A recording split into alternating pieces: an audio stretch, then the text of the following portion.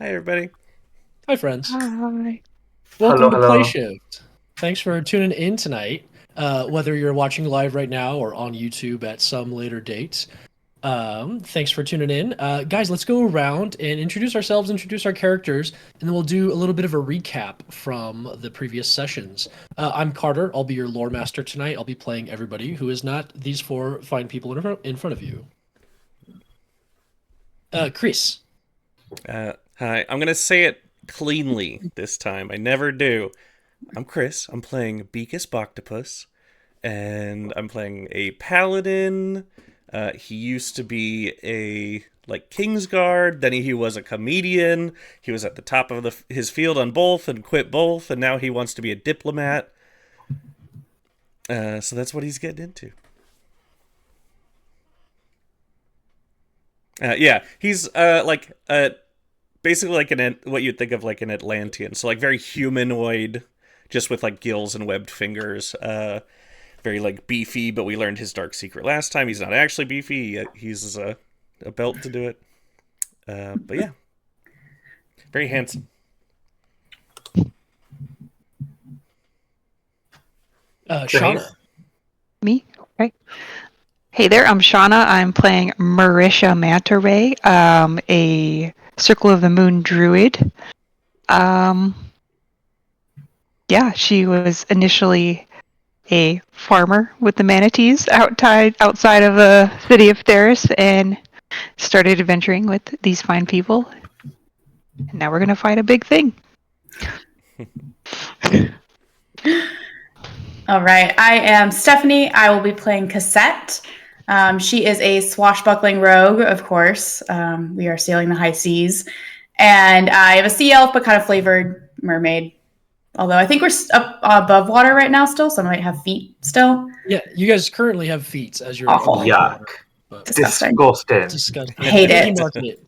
Piggy market Vienna sausage. Mm-mm. I Don't didn't want think about them. this last time, but they're Sienna sausages. Yeah, you said Sienna, and I totally immediately Okay. forgot, even though it was hilarious and way better.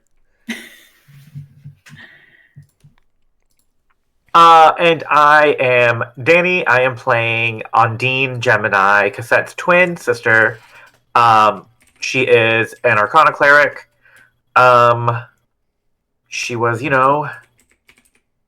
a follower of the Sea Witch, who may or may not have cursed our new friends. Her and her sister may or may not be professional thieves, and maybe after they snuck into that the school used a cool spell to make a chest to put everything inside of. So that's fun. There's a bunch of stuff in there. Yeah, we're out here living life two-footed. Ugh. Hate it. Yeah, just to give a little bit of a recap so far, these four adventurers are an adventuring party from the underwater city-state, underwater realm of Theris. Theris is a semi-advanced kind of metropolitan cityscape in the underwater realm of this world, Telemere. And for all intents and purposes, these four adventurers believed their planet to be a water world, a planet that had undergone a calamity 1,000 years ago when the rift to the water plane that Theris guards had been torn asunder, and water from the water plane, the water dimension, had filled this world, swallowed all of the land and civilization, and turned it into this water world. And up until the first session of Tales of Theris, you believed that you lived on this water world, but that was shattered when you found a ghost ship full of pirates on a quest, and with them was this this professor named Professor Archibald Cornelius. This kind of Traitor. like Benjamin Franklin. Well, he's also hot, so we got to remember. So Benjamin Franklin, hot, Yeah, you said Ben Franklin. right? So Benjamin Franklin, hot. More like Benedict Yeah. Arnold. Hot Kind of too. like posh, kind of like revolutionary style clothing. He was like some sort of like arcanely inclined researcher. He said he was a professor that taught at a university in the lost city, the thought lost city of Atlantis. one of the ancient cities on Telomere. When you reconnected with them, you guys staved off some fights from some geyser elementals, and then convinced Captain Finley Rogers and his crew of Dugs to take you and the professor all the way back to Atlantis, or what is today called the city of More Elaine, which means the Lonely Island. And this lonely island is the remnant of the once a vast civilization. And you guys all discovered that the world was indeed not swallowed entirely by water. While the sea levels did rise, much of the civilizations of this planet did survive, and much of the terrestrial land is still above water. You all traveled for about 2.5 weeks to the island of More Elaine. Where you boarded, you were changed into less Therin-looking individuals. We have feet. More like land-walking, land-dwelling folks. Yeah, you were given toes and feet and the whole thing. Your incandescent, kind of bioluminescent underwater features were obscured and turned more mortal. And you were... you went to the beach, you talked to some folks. Beakus did a fantastic tight one at an open mic night that the crowd seemed to love, that the person signing you in seemed to like even a little bit more.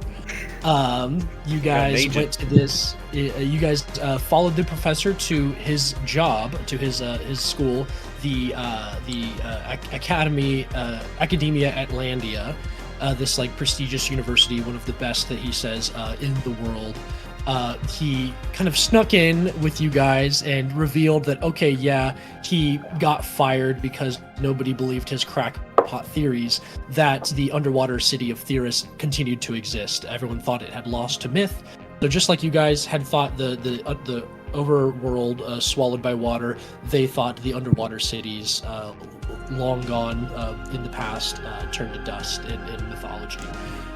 You guys snuck into this place. You were able to retrieve several artifacts from this kind of scholarly archive, one of which being a kind of like half of a basketball-sized pearl.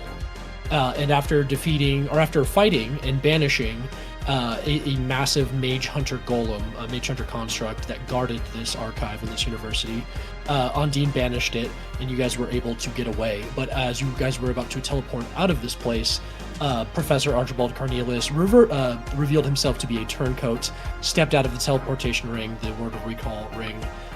You saw light flash in his eyes, revealing his connection to the Sea Witch, and teleported away. After a very close call, almost successful counterspell by Beakus, he was just able to overcome his counterspell with another counterspell, and he teleported away with that half of this pearl. You guys word of recalled back to Captain Finley Rogers' ghost pirate ship, and you find yourselves now on the deck as your automaton friend, who you had found in the ship graveyard, along with Finley Rogers and the professor. This automaton had kind of like gone down to his hands and knees and rocking back and forth, ashamed that he did not realize earlier what the professor had indeed stolen. This artifact that was used to bind the great Leviathan that tore this rift asunder and let all this water onto Telomere, revealing also that the Leviathan is indeed the Sea Witch, Ondine's patron. And that's where we return to now, just on the outskirts in the waters outside of More Elaine. Shit. What happened? Bastard. You hear Captain Finley Rogers say this, like, kind of Barbosa, like, ghost pirate in the sun. You can see the sun shine through, and you see kind of a skeleton underneath, like, paper-thin skin. And then his crew of half undead Dugs that man the ship with him. What happened? You fool! You've brought doom to us all! That scholar was no scholar. Well, he was a scholar, but he was also a turncoat, a regular Benedict Barnacle. The professor, no, he wouldn't hurt a mouse. He was quite mousy himself. I can't imagine he could have done anything, could have gotten one over on you. this seasoned group of adventurers and heroes? No, yeah, he Yeah. absolutely did. Didn't I just give you a bunch of like cool, crazy magic items that you could have used, to kind of prevent a scenario like this? Yeah, but I don't like have a sword where I stab it into somebody and it goes, "Oh, this person's gonna betray you." Yeah. You didn't give me that. Ooh, you should get one of those. They're pretty good. That was a Yeah. pretty good You have idea, one? yeah. He looks down to his sword. Oh yeah. He goes over and like he turns to one of the dogs. He pulls this like long kind of like curved blade out and he stabs the dog in the chest. He's just like, "No, boss, still love you." And he like slides it out and goes back to work. Aw. Oh, It's really sweet. must be nice. If all the world Don't have to really be worried does. don't have to be worried about the rest of you now, do I? Stab me! Uh, Freaking stab me!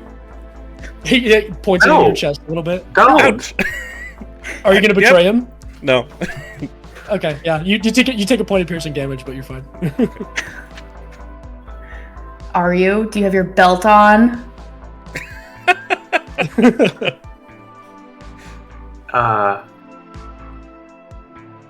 But you all did look like you had a rough go of it. And he kind of like looks over your wounds from the previous fight with the Mage Hunter construct.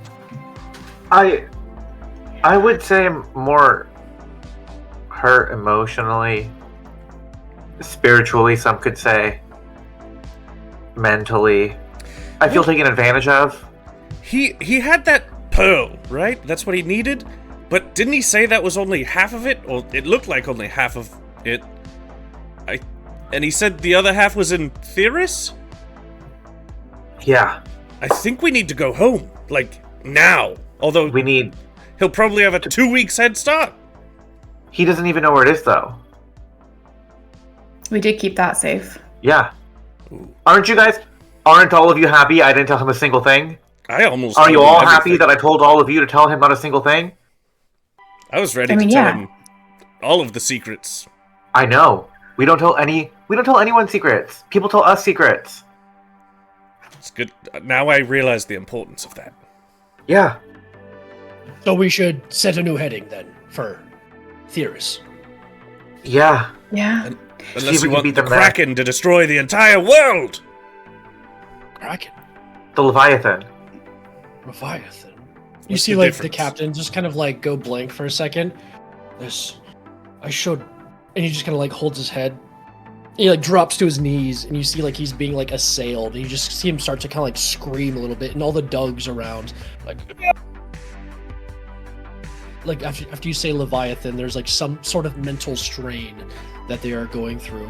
And then it does after a few more seconds, it does seem to like dissipate and they just kind of So we were heading to where again? Theris. Leviathan. Our home. Why would you do that? Hey, did we ever figure out why they're all ghosts? Can I borrow your sword? I want to stab Ondine and see if she's gonna betray all of us. No. He like kind of gets up, like dusts himself off. Oh, you have to attune to it.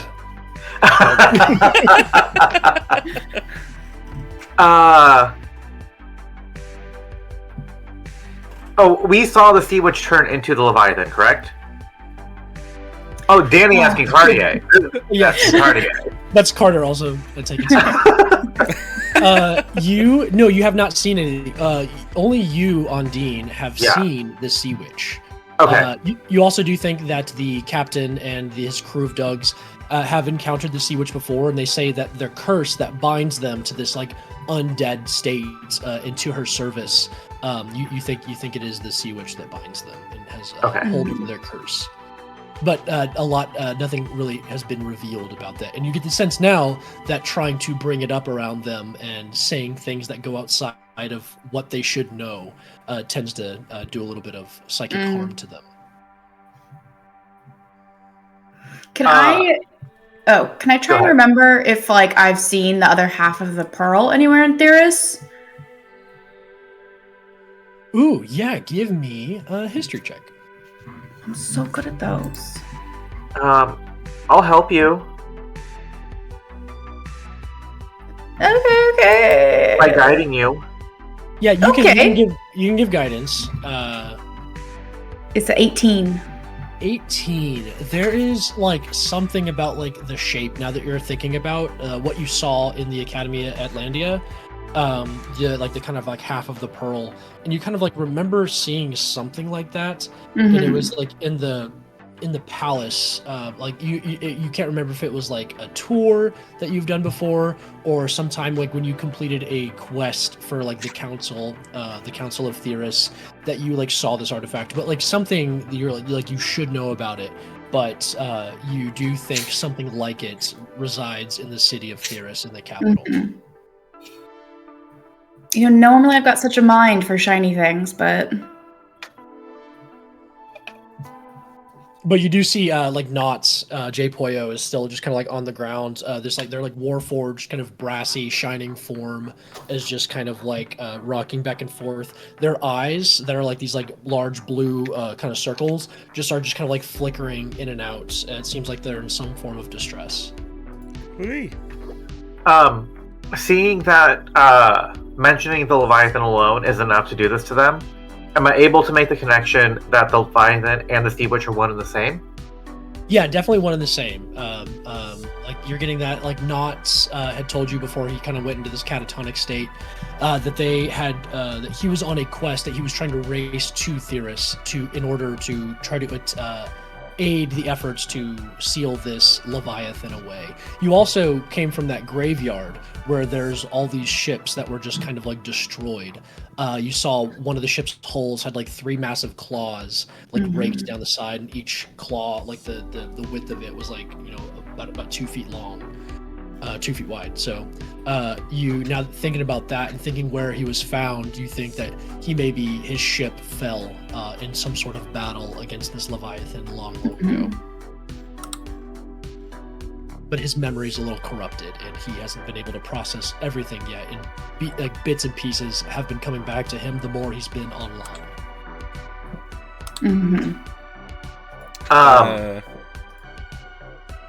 Sorry, just as like a act of friendship, I'm gonna lay a hand on him and also do a point of lay on hands, or I'll do 5 points and like do the paladin like cure any disease, or I want to cure his sadness. I want to cure his depression.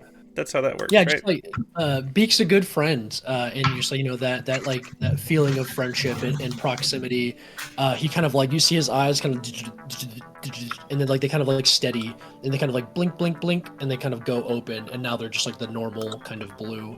Yeah, like again thinking like Ben from Treasure Planet, kind of like wide open LED, a very like comical, cartoonish kind of blinking eyes. J Poyo, you're my best friend, the most generous person I've ever met. Shout out to you, J Poyo. Major shout out to you. Is one of the best patrons here. Definitely a great patron NPC here. But you do see he does calm a little bit and just kind of like starts to collect himself and just like sits on the ground. And you see, he just kind of like stares blankly off into the distance. But you do see the crew of Doug's has started to like turn the ship around. They're starting to raise the sails, and the ship is going to start making its way in the direction you guys originally came from. I'm gonna walk up to Captain Rogers. Hey, so while we're on our way, just an observation, really. Seeing the way you were reacting to the L word. Sure. I think there might be a connection to the witch that cursed you. I mean, yeah, I hate her. You know, she holds a curse over our lives. She won't let us die. She won't let us pass on. She uses us. Yes. Is there anything you can do? I'm gonna put my hand on his sword. That can tell if you're about to betray. Mm-hmm. So, you know, you can only tell if they're gonna betray you if he himself stabs you. Oh, stunning! Incredible. So that's how he knows if you're gonna betray him, is if he stabs you. I may or may not have been completely honest with you. Okay. My power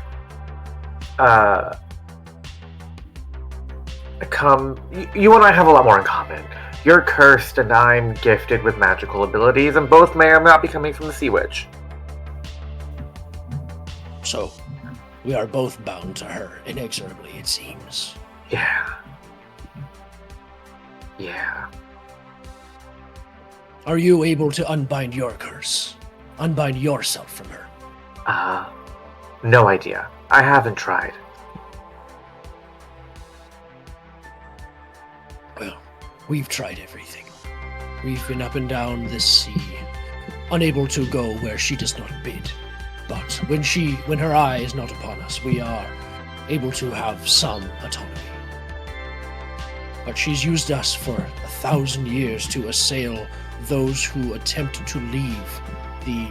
You seem kind of like hurting him for a second. You see all the Dougs around the ship just kind of drop for a second, holding their head like a massive migraine is coming. Around the area where the shipyard is, where we believe Theris to be. And we made sure nobody could leave. I'm just gonna reach out and put my hands on his shoulders. Are you okay? My fucking head is killing me. And you see he's got like a piece of skull is just fully missing from the back of his head. Hey, you're already dead. Yeah, I wish I could stop feeling pain though. That would be nice. Oh. You can still feel that after you die? That sucks. The soul remembers pain, and she is very keen to remind us. Well, we're in this together then.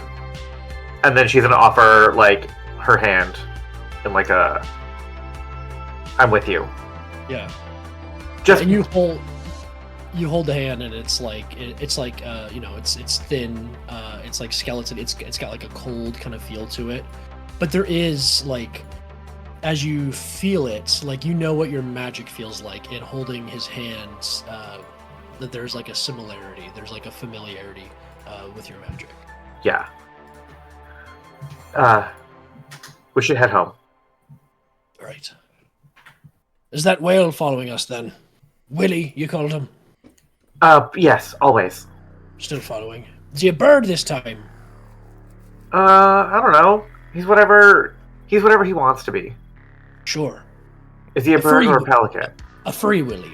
A free Willy. That's yes. Right.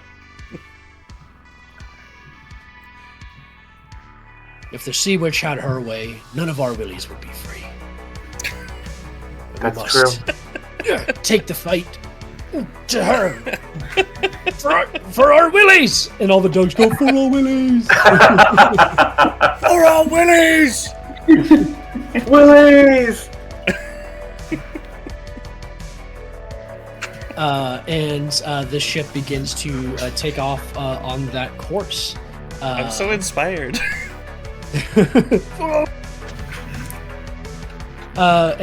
The ship begins to make its way back in the general location you came from. Knots, like he has before, pushes the A kind of Atlantis logo on his chest, and a kind of blue spectral minor illusion map appears, and you do see where your ship is, where and it still says Atlantis, and then you see his he calibrates, and the city changes from Atlantis to More Elaine. And then this kind of ghost pirate ship is a little blue dot on the map, and it continues to go towards the middle of this massive ocean. But you are now seeing the map that he originally had a ton of land mass on it, and now that he's beginning to calibrate and he's seeing some of the coast in some of the area, the map begins to update, kind of like Assassin's Creed when you do a thing from the top. The map updates a little bit, and you see that much of the land has been swallowed. A good 10-15% of land mass was swallowed about 1,000 years ago. but the ship does continue to make its way back to where you came from, and you do see that he does have on his map a little blue dot for the city of Theris. So over the next 2.5 weeks, this voyage will take place. You don't know how far that leaves you behind on Professor Archibald Cornelius's plans. You don't know where the other half of this pearl is, but over the next 2.5 weeks, you begin to make your way there. So we'll go around, and if anybody would like to try to do anything, try to use their time wisely here. You can all, of course, take a long rest. You've all leveled up to level 15. And if you have any questions for the crew, for Knots, the captain, feel free to ask.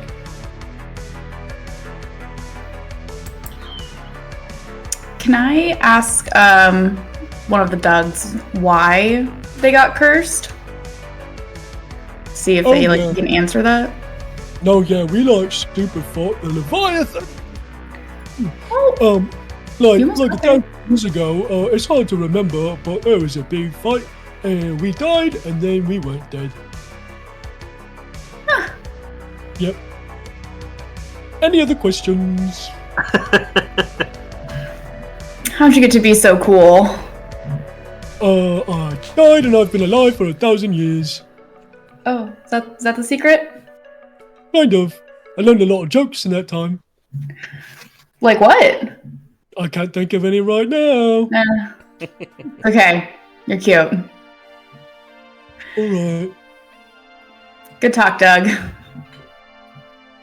And another Doug kind of turns around. Hello. Hi. Do you want to ask me if I know any jokes? Yeah, do you know any jokes? No, that dog knows all the jokes. Oh. What do you know? What do you do? Oh, I'm really good with the broom. Ooh. And you see, his job is sweeping on this ship, but there's nothing to sweep. It's all the ship also does kind of list and go underwater, and you guys are now again traveling underwater over these 2.5 weeks. And your mermaid tails come back to you, and your little your toesies go away, and all that. What kind of broom does he have? Is it a bristle push one? Yeah, it's kind of cylindrical, kind of conical broom. And it looks like it's in more or less good shape. Ineffective for the most part. Doesn't really have the ability to move dust around. It just kind of swishes the water. He more uses it to guide little crabs and crustaceans around. Can I get him and the one who was on mop duty and sort of rig up a little pseudo spa area? So I can I'm really happy to have my tail back, and I want to make sure it looks nice and just have them sort of work at that. Brush your tail? Yeah, for sure. Your turn, and the mop comes. Perfect. Yeah, you're well taken care of. Awesome. I'm good. I would like to scry on Cornelius. Okay, cool. Ooh. What is your spell save DC? 20. 20. Do we have anything from him? Do you have anything from him? He has stuff in his room, in his quarters, where he was staying. He is his big book that he keeps with him. He took that with him, but there are research notes and other things. So there's definitely objects that you could use to kind of focus this. And I believe that lowers the DC by 2. So I'm familiar with him. Mm-hmm. So that's gonna give him a -5 to his modifier. -5. And then, is there anything in his quarters that I could use? Anything in his quarters? There's definitely notes, and there's a pen that he would have used. Would you consider that a possession? Yeah, there's definitely more than enough possessions. So then he's gonna have a total of -9 to his -9. save. Okay, cool. Unless I'm able to does he have a toothbrush down here, or a hairbrush that he had left some hair behind, or anything like that? Yeah, you're not finding any DNA evidence or anything like that, okay. But there's definitely any possessions. snotty rags in the trash. He also like spent most of his time like in an air bubble. Yeah, actually, he had to spend his time in an air bubble. So Oof. So when he burped, he was just stuck with it. it's just living with it. Yeah, he is like arcanely, inclined. But he gets advantage on this. He does have a -9. He has a -9, and my DC is 20. So he has a +10 to this. So it's a. He only has a +1. He's a +1. I have to roll an 18 or a 19 on this. Dang. That's a 5 and a 6. What does your scrying magic look like, and how do you reach out as an Arcana cleric? How do you reach out? I think I'm going to. It shows up in like anything around him that has a face. Mm-hmm. Whether it's pictures, a doll, a statue, anything around him that could even maybe it's like a blanket that has been thrown to the side, and it vaguely resembles the shape of someone's face. My eyes show up in that face. Okay. So like as he's walking, my eyes will just follow him. Yeah. Well, as your vision stretches out, you guys all see Ondine. Kind of like what would you like crisscross applesauce like on the deck? Kind of like with like a little. I only have one tail. Oh, so you're floating and you've got like, pretzel. Your fins like floating like I cross my around fins. you. It's the Starbucks logo. Yeah, with the two. Mermaid boobs and everything. Yeah. But as your eyes flash that kind of like ghostly green energy that like also suffuses this ship and your magic, those slightly different hues. Your eyes alight with this green energy, and your vision stretches, and you feel it pulled deep underwater and across this ocean. And you find yourself in a cave with all of these like green and purple and yellow crystals, and you remember this cave. You remember these crystals specifically. It is where you first encountered the Sea Witch. It is a little outside of Theris, about a half a day's journey, longer than most people would be comfortable going or really go at all. It's kind of a taboo to leave the bounds of Theris. And you're starting to put together kind of why so like people for a thousand years did not go beyond the city limits. And about half a day's journey outside, there is this cave that you found. Felt almost like called to as you were adventuring, and you went out alone on your own one day, and you encountered this like presence, this like beautiful like voice, and kind of like had this like these like jellyfish like features to her dress. Kind of like she was like nigh incorporeal. She wasn't quite there, but you saw this like beautiful feminine figure in this like cave with all these multicolored crystals, and that's where you see Archibald Cornelius now, and you find your eyes darting along, becoming some of these crystals, blinking open, following him, and over the next 10 minutes, you see him go into this chamber where he like kind of like pushes this like seaweed curtain away, and you see, hello. Miss Witch?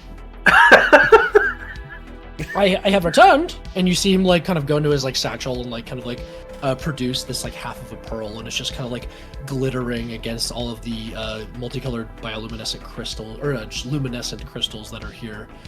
And this kind of like chuckle, this like laughter suffuses the air, and you recognize it as the voice of the Sea Witch, and it's this very like sickly sweet, like sultry, matronly voice that kind of fills this cavern.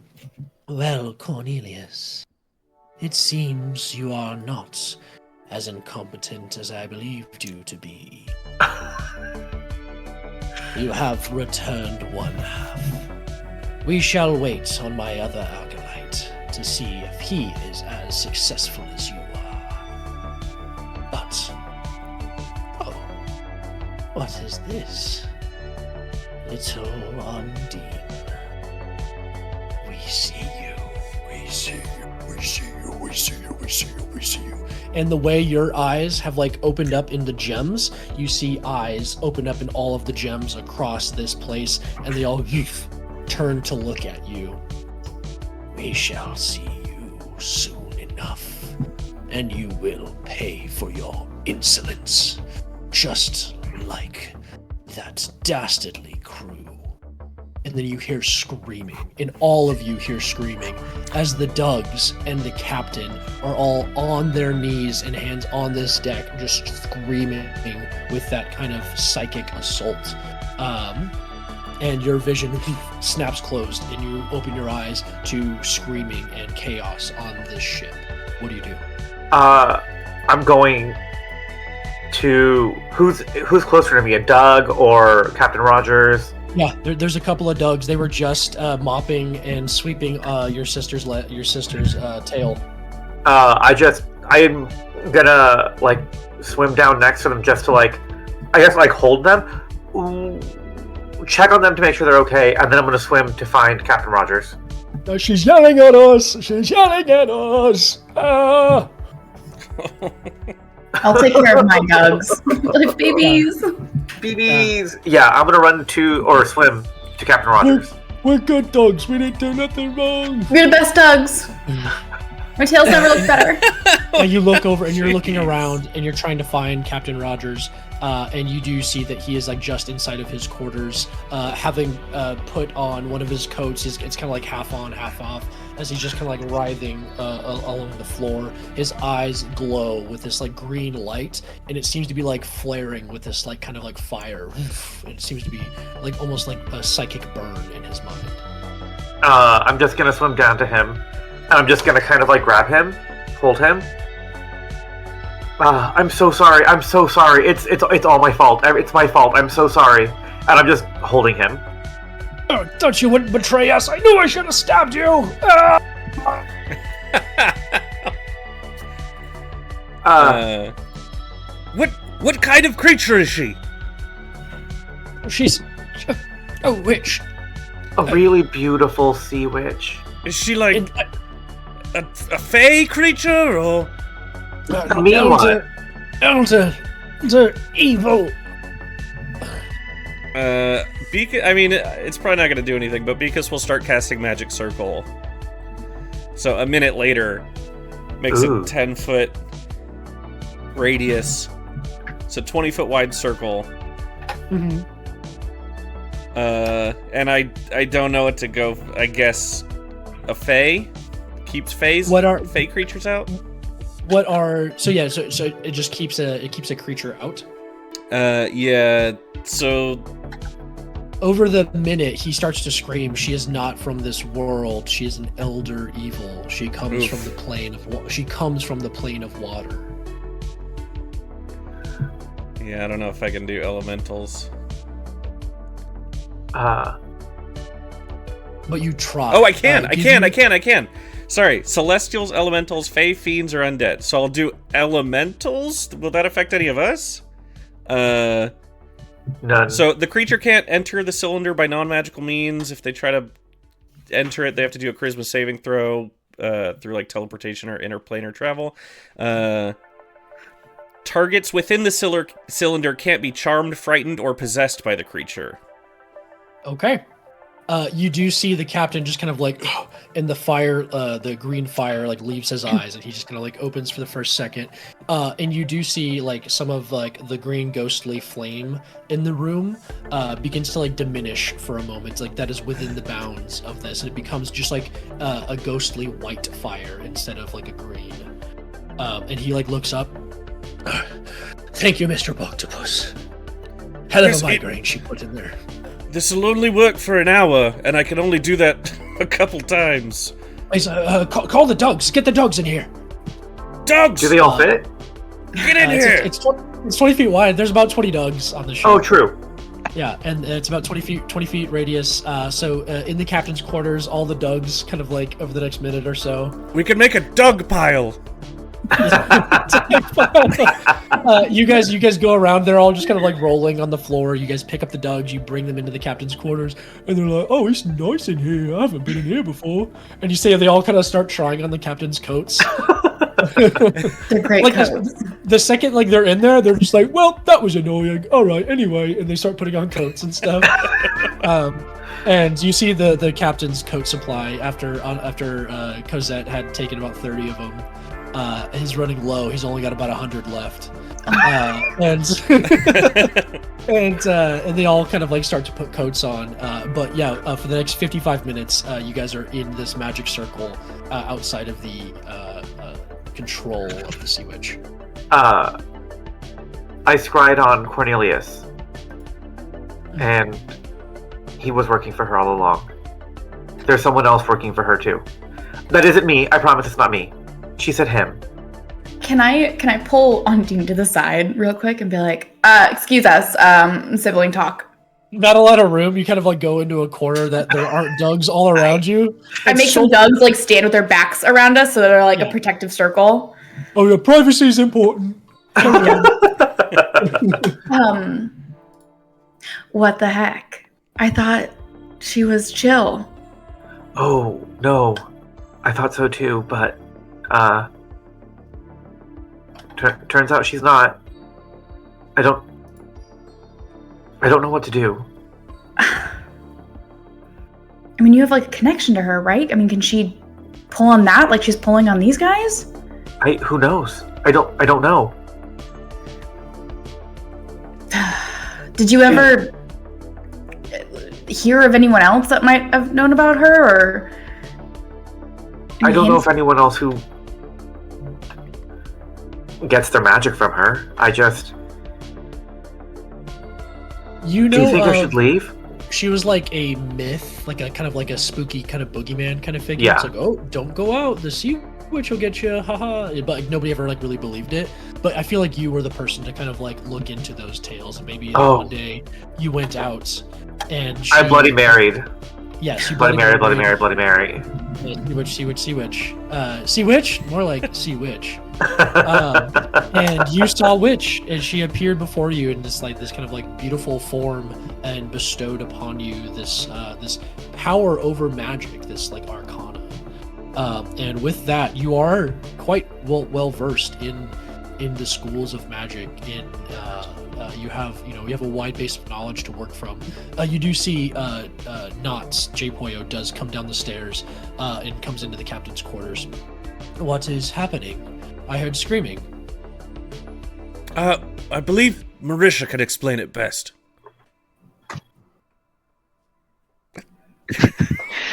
Kind of like cocks his head and looks at you. Miss Ray.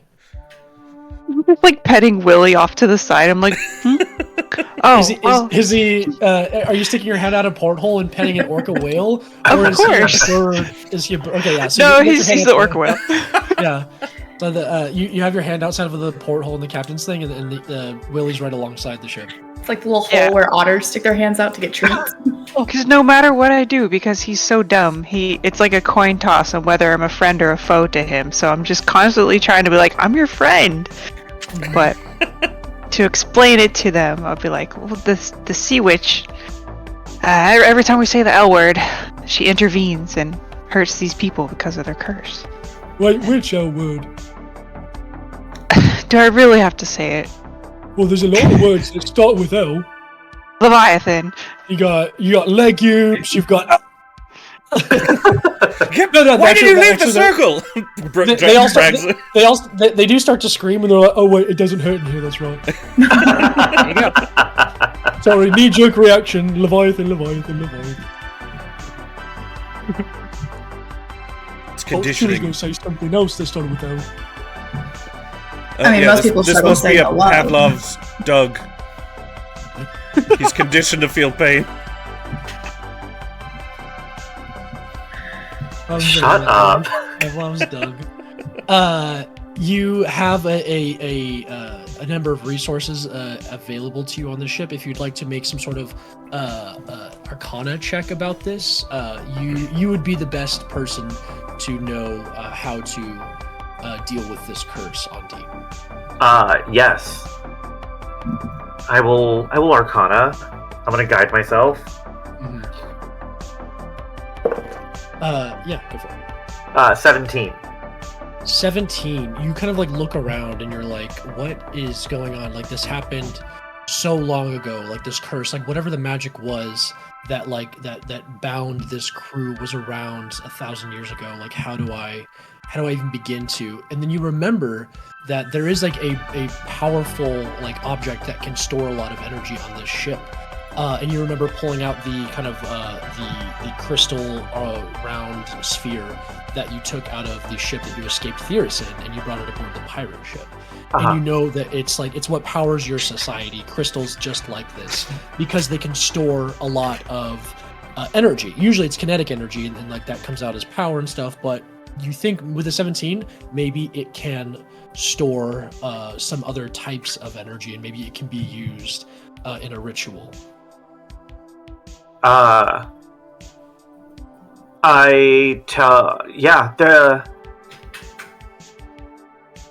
I think we could use the crystals, the power crystals, to maybe figure out a way to like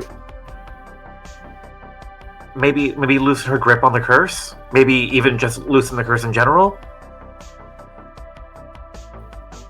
I mean, what's she gonna do to you if you do that? Isn't it her magic? I won't have magic, probably. But, you know... It's worth a shot. You're good at other stuff. Yeah. Yeah. Yeah, I'm good at so many things. Looking good? Yes. Number one, yes. yeah. I could teach you how to fight. I could teach you comedy. I We mean, could I learn don't know. together how to be diplomats. Maybe I'm gonna open the chest that we took out. I just little trinket chest. I'm gonna push it so it, like opens up bigger. And I'm just gonna dump everything out. Bunch of Dougs get like pushed out of the way, and they have to like step back in. They start to like piggyback on each other, and they're like the magic circle also just like begins to shrink just a little bit. So some of the Dougs on the outside are having to like chicken fight, like get on each other's shoulders. And you dump out this chest. Everything that's in there. And I'm going to see if there's anything in here that could help with the ritual. Is there maybe a spell book that maybe has magic in it that maybe if she takes my magic that I could use or something like that?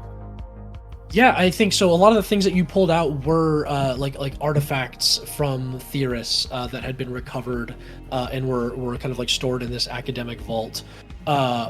One of them is like this like vase that has a bunch of like it's like cracked, so it's only like 75% of a vase, but it's like been kept safe more or less, and it's got kind of like depictions of like two peoples like meeting together. Like you see the symbol of Atlantis and an ancient symbol that stood for Theris, and you see like those two symbols kind of like come together and become one. And that was like in your history, that like they were on the verge of like creating this society that kind of connected the people of the land and the people of the sea until that was kind of like torn apart. And you're thinking there's like something like magic is powerful when more people are like connected to something. And that's like what they were on the verge of until this Leviathan did something. Thinking about that as well, you also think that, and Knots will begin to explain to you that 1,000 years ago, there was a kind of like thinning of the veil between the planes. And that during those times, great workings of magic were possible. And that's how the Leviathan was able to kind of like use whatever magic or power she had to tear open the rift that Theris protected and flood this planet with water. And as a knowledge and arcana cleric, you are thinking that if it's 1,000 years later, maybe that planar thinning has come again, and maybe you could be capable of great workings of magic as well. So you've got that battery, you've got that kind of like that sphere that can store a ton of magic in it. You've got all these Dougs around you that have all this like latent magic within them, the magic and the energy of that curse. And you're trying to think of a way to bind that to something that is not the Sea Witch. How much longer do we have the magic circle? Like 45 minutes, like 40 minutes at this point. Actually, if it's a new day, I can do it 5 times. Well, 4 more times. Okay, yes. So you're going to Cool. work. So Beakus is like holding is like using his spell slots to like fight against this thing, and you see like some of the edges of this magic circle are beginning to be like burned away, with like some of that green flame, and like some of the chalk and the components that you use to draw it are being like eaten away, and you're having to kind of like use your spell slots and your energy Ooh. to. It is, and to it is 100 gold every time. So I'm looking at the captain like, do you have any powdered silver? I used kind of everything I had just then. And he's like, I don't really have, much. And they're like, Captain, my head hurts. And it's like, and you see like a dog that's just kind of like straddling the line. And he's just like, damn it. And he kind of like goes like over like under his pillow and like pulls up the mattress, like knocks on the secret compartment, pulls up a chest, and it's just got like a chest full of like gold doubloons that are, like way more than you would actually need to cast this several times. So you have the components you need, but the Sea Witch, like her power over this ship, is beginning to like eat away at that ritual, and it's like taking everything that you have, all of your spell slots, to like try to maintain this ritual. But as time is running short and the dogs are in peril, Ondine, you see Knots brings up that sphere, and says that these they store a ton of energy, and they were used in times long past to to help these societies advance. And wonders how we can help. I think. Oh my God, it's Stephanie. Sorry. I'm just so Chill excited. out. Can't wait. It's gonna happen. I think right now is the best time. She can't get into the circle. We have to figure it out now. I look to Captain Rogers. I promise not to betray you, okay? Don't stab me. I won't stab you. You're right. We're both cursed. Maybe we could figure out a way to move the curse onto each other, onto this orb, through all of us. Maybe we find a way to rip the control away from her. She can't get through the circle. Cursed together, but not by her. Yeah. They kind of like looks around to all the dogs, and they all kind of like look at you, and in unison they all just say, Together. and they all join hands. All the dogs kind of like join hands, and with you and Captain Rogers kind of like holding this sphere in the middle here, as like that begins to like eat away, because you're using everything you have to maintain this protective circle. Ondine is holding this orb. Cosette and Marisha, what are you adding to this ritual here, as you see Ondine attempting to bind their curse to himself, or to herself, and each other, and away from the Sea Witch? What do you? Yeah, and I'm just under my breath, cursed together but not by her. Cursed together but not by her. Be muttering that as well. You're putting butter in it? I said a mutter. Oh. Yeah, that's sea butter. We'll have a butter life together. A butter life together. A butter life together. Lacquering down the chalk. I'll make a little sign on one of the coats that says "Cursed together, but not by her," so I can like hold up on 2 sticks. Cursed together, but not by her. Yeah. And then they're all. And by the way, they're all wearing coats, so like they've never been like more connected. They've never been more connected as a crew. I'm gonna do it like football style, where each Doug gets like a letter in the sentence, and I'm gonna try and arrange them in order. Yeah, and that's what takes most of the time here, is really Yeah. just trying to get them in order and stuff. And as you do, Marisha, is there any magic, or is there anything that you can add to this ritual, or to help Beakus keep this Sea Witch at bay? Well, let's see. I threw in school spirit. I could be like, I don't know. Could it be like constantly guiding you and just sending you the good vibes, and just like trying to hype you up like start a drum circle or something. Be like, you got this. Yeah, yeah. as you all lend whatever it is that you are as friends, as spellcasters, as everything to this ritual, you begin to see some of that green ghostly firelight that exists outside of the ritual begin to kind of like slowly kind of like flicker down to just like a dull candle ember, and like her control over this ship is like momentarily kind of suppressed, and you see that ghostly green light that exists within all of them begins to like pull out of their chests and out of their mouths and out of their eyes, and it begins to pour out in this like green smoke, and it begins to fill inside of this massive kind of like bluish white sphere, and it begins to turn this like sickly green, and it begins to accumulate all of the magic that the Sea Witch has used to bind this crew and this ship together. And it also comes out of you, Ondine, as that magic suffuses into this sphere. You see all at once as the circle starts to dim, you see it all snuff out at once, and all of the lights go out, and you are left in darkness. And then you see the orb alight. And Danny, as you switch your domain from Arcana to Grave, as you have this that created this thread of connection between every member of this undead crew from the ship and to yourself, how do you step into the domain of Grave Cleric?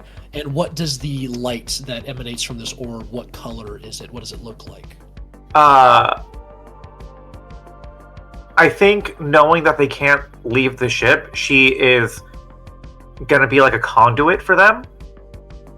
So, she can, like, her spiritual weapons are gonna be like the spirits are with her. Do you know what I mean? Like, it's gonna be Doug's. It's gonna be Captain Rogers. Yeah. She's gonna be kind of like an anchor for them. Instead of the boat, she's connecting them to her, I think. Mm-hmm. Yeah, you're she'll probably like put on one of his coats. Her magic will probably still be the same similar kind of green. But it's just like a different energy to it, as opposed to like where the Sea Witch was really, it was like a cursed green. This was more of a green forged through friendship. Does that make sense? Yeah. And all of the Dougs kind of like open their eyes, and Captain Finley Rogers opens his eyes, and they all shine with the light that suffuses this orb. And the magic circle is like scattered away, but its magic did protect the ship and this crew. And you see as that magic circle vanishes, and they've all got standing around. What does it say? Together but not cursed together but not by her. Yeah. All around. They now wear like, this is like their uniform, their like jersey on this crew. And Captain Finley Rogers. If there's 20 Dougs and mm-hmm. Captain Rogers and 4 of us, there are 25 letters in the phrase "cursed together but not by her." Wow. Say it. Yeah, it sounds like you guys need to get a code on. Does Knots J Poyo need to don a coat as well? There is a comma to make the 5. Yeah, it's in there. He's got a big comma. That's like an arcane comma. J comma. And you bind this curse. You don't know if it's temporary. You don't know what you've been able to do, but at the moment, you have all bound yourselves together in friendship. And you become a Grave Domain Cleric, Ondine. Yeah. You're domain of the Dougs now. Yes. Doug domain. Doug domain. Domain. A Grave Domain Cleric. Brave Dugger. Ooh. Grave Dugger. Wow. So good. Beautiful. I love friendship. I his- love friendship. It's my favorite ship. Yeah. You're gonna find a way to make every class friendship and like thievy, like roguey, but like no matter what Yes. you play, it's gonna be thieving and friendship. Yep. I have a type. Yeah. And That you was so guys beautiful. continue over the next week or so. I think this ritual probably happened a good like week into the journey. You have scryed, you know, a location where the Sea Witch can be found, where some of her power manifests, and where the professor currently is. What you do not know is the location of the other crystal. You do know that she says her acolyte is working on getting that right now. I'm going to keep scrying, just keeping an see if I can keep an eye on them. Mhm. Is there anyone in Theris that we would trust to tell this information to that isn't on this ship? Yeah, there are like a couple members of like this like 10-person council that rules Theris, and they like were on your side. They're kind of like your quest givers, like as your adventuring party. These kind of like two Triton, like Triton-ish mermaid-like figures on this council that you would trust, but weren't able to protect you, as you were like adamant that like we gotta leave the city, we gotta go chase down this thread, and that's when you were being chased away. And there are other members on the council who absolutely do not fuck with you. One of them particularly being Beakus's old boss. And his protege, Leonard, I believe. Fully forget. You guys, you're like your It's been like arch 3 rival, months. your arch rival at work, Leonard. This like water genasi was one of the ones chasing you away. He could never fight as well as me, and he was so jealous. It's really embarrassing for But him. with you gone, you know that he is like the number 2 to this guy on the council. And Ondine, or sorry, I'm gonna keep fucking the names up, but Cosette, because I keep thinking Gemini first, but Cosette. Because we're Geminis. Gemini. Yeah. You followed an individual that had been like following your party, so you dropped back and reverse tracked them down.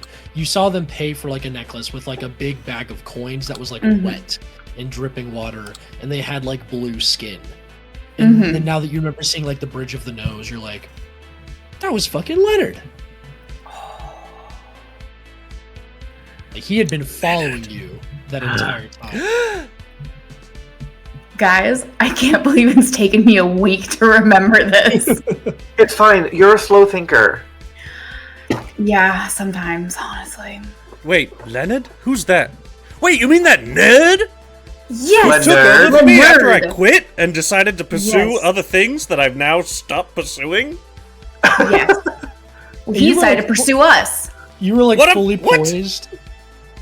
Beakus was fully poised to like take his seat on the council. Like it was like the top of the guard. It was about to take his, and he's like, "Man, I don't want it." And he like begrudgingly was going to give it to you. He's just like, "Damn it, I don't like you, but you're the best we've got." Like, instead promoted Leonard to that spot before you were chased away, or just after you were chased away, or before rather, because you would know. Yes. I've met most of the council, and I mean, a lot of them just kind of saw me as the help, but there were a couple that were cool. Treated me like a person. I wonder if they could help us then.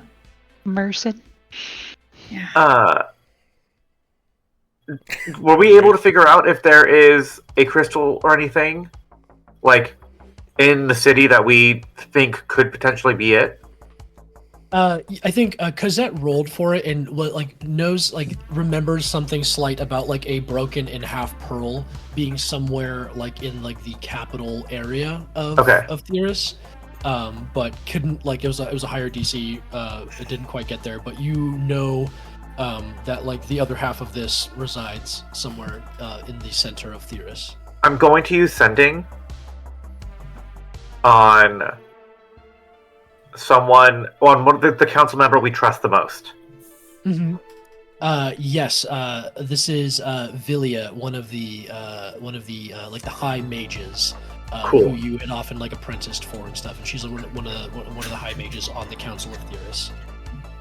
I'm gonna use sending to send her a message about the crystal to see if she knows anything about it. Keep it safe, kind of thing. Mm. Pearl? The pearl. Hi, Villia. It's Ondine. So there is a broken pearl that is magical. The sea witch currently wants it. Please keep it safe. Back soon. 25. You get a reply. Indeed, you are wanted. You are a fugitive. The pearl. How do you know about that? It is kept under close guard. Leonard himself is seeing to its protection. And the message cuts off. I'm gonna use another sending. Get him away from the pearl. Who cares about us? Theris is in danger. The Sea Witch has an acolyte that is going for it? We don't know. Sea Witch has an acolyte going for it. Might be Leonard. I'm sorry, Ondine, but last I heard, you are the only acolyte of the Sea Witch that we know of. I want to help you, but you've really put us, you and the rest of them, have put us in a very tight place. I will do what I can. The message cuts off.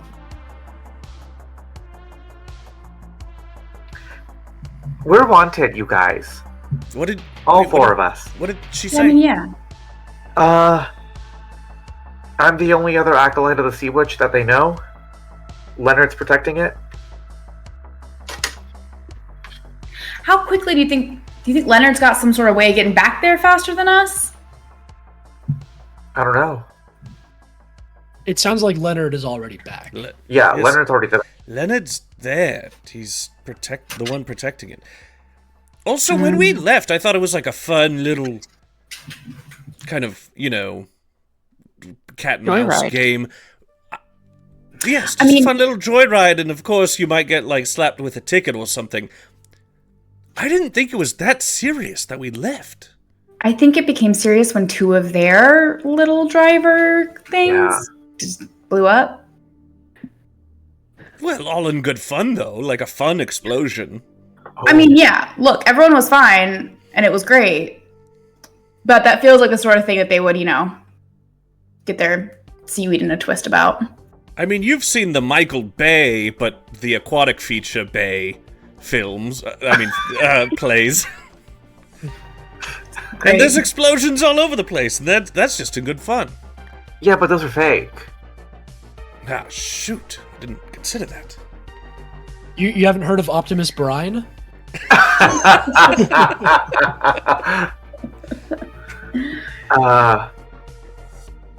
Should I send her another sending? Yeah, because if we save the city, then we're not going to be wanted anymore. Exactly. That's a bad look. That's a bad look. Shoot. Okay, all I'm right. going to use one more sending. Mm. If I'm wanted, why would I come back? Please, we are trying to save Theris, which has the other half. And it's the witch is a Leviathan. The witch is Leviathan. Please. I do believe you think you are right, Ondine. The other half of the pearl is under close guard. We have no reason to believe that it is under any in any danger. Please return, and we will be able to talk about this. Please, don't make us come and get you. It's probably more than 25 words. Yeah. Can I insight through Scry? Yeah, from like your relationship with her, to see kind of like where she is on her, like, yeah.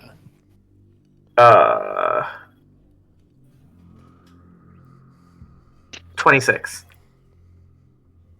26. She Damn. has like she's like gotten in trouble by like how much she has like helped you before. Yeah. All of your adventures like within and around the city of Theris, like were given by her. She's like gone to bat for you guys. She's gotten you guys out of bad situations when you've like done things before. There's like you're getting like it's a high roll. There is like something that is like not normal about her. Like you definitely think you're talking to her, but she is not being as helpful as you would have hoped, and you don't know if there's more to that. It doesn't seem like, you know, she's like, you know, you're talking to her. It's not like the sea witch is interfering with the conversation or anything, but she seems to be at the end of her rope to be able to help. Okay. What did she say? I don't know how much help she's gonna be. She says the pearl is safe. Can you try and see if you can see Leonard? We don't know him well, but...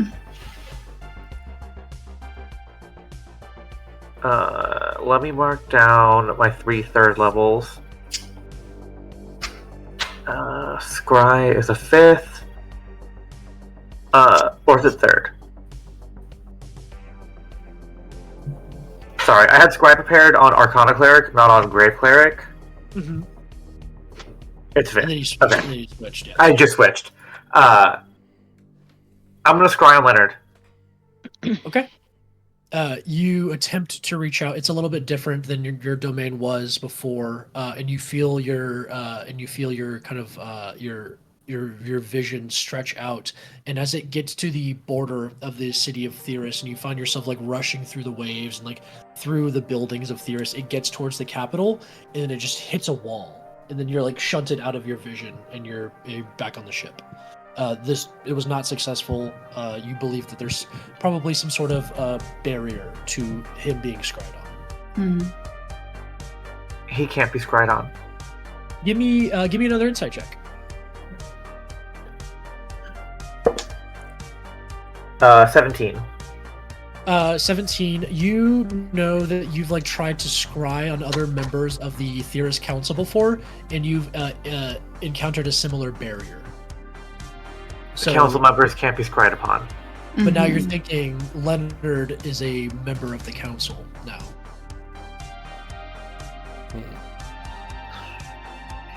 I will go. Are you sure it's that? Maybe I just got the name wrong. I really didn't care about the guy. I thought about him, like, barely at all. Maybe his name was Leroy. Try scrying on Leroy. Do I know if his name was Leroy or Leonard? His name is Leonard Leroy. Actually,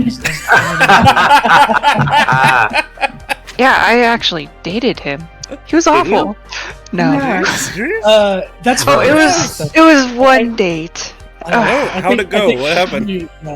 Obviously, it didn't go well, but Yeah, no. He sucks. No offense. He talked about himself the entire time. He said like how he was gonna make it big. He's like, I'm gonna be like the head of the security. I'm gonna be the security head of the council, and like I'll show all of you. Just kind of like man, like if this guy got any power on his hands, he'd be a dick. and he had fish breath and seaweed in his teeth the entire night. Oh my goodness. How uncouth. Couldn't take a joke. You made like several great jokes the entire time, and he would not riff your bit. He only liked his own jokes, and his jokes weren't funny. Awful. They were just mean. It was just like he was just mean to like the waiter at the restaurant, and like he thought that was a joke. God, what a night! What a nightmare! I'm so sorry. Yeah, we were underwater, but he could not have been more dry.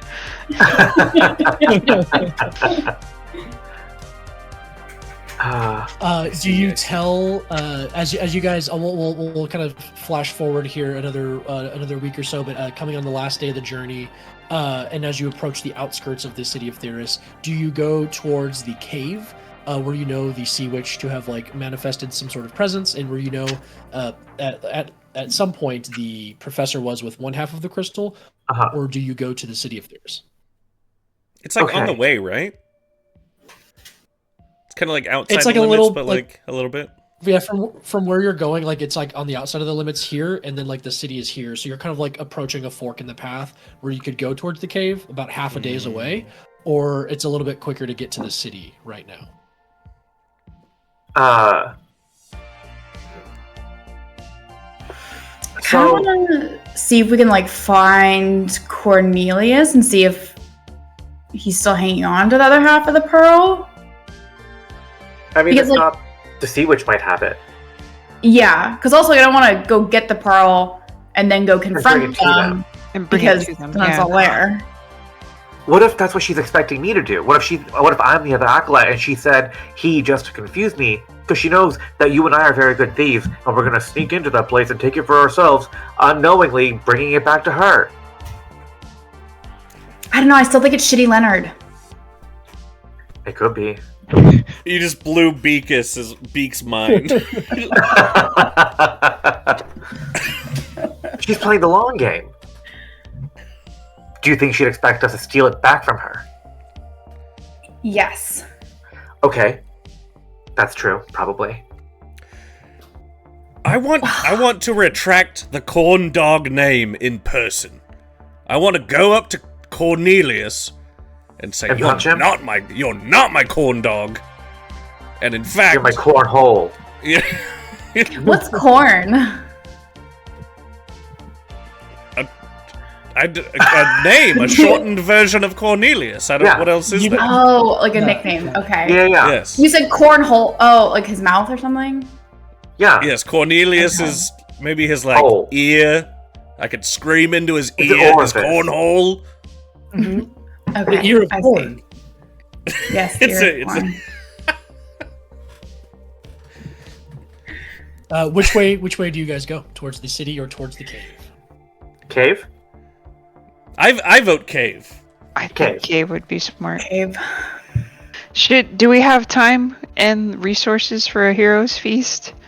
Do you want to do that? Or no? Ooh, that could be good. The captain has a bunch of treasure on the ship. There is a chalice of some sort worth 1,000 gold pieces. And as you guys roll up on the cave, you can absolutely try to summon that.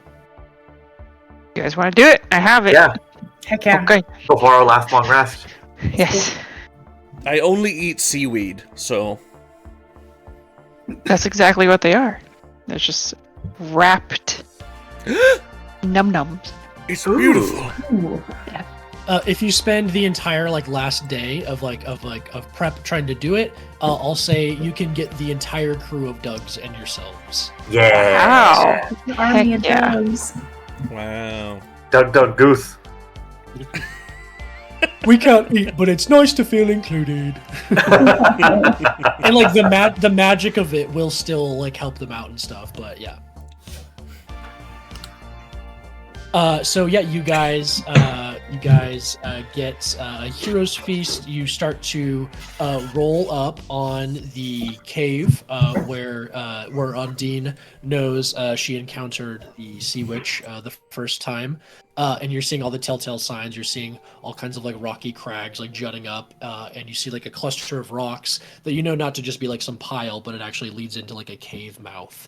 And it was actually kind of a tight squeeze for you originally, trying to get in there. Shauna, you want to roll the health? Yep. Yeah. I got it. 2d2. Hit 10. Hey, that works. Okay. What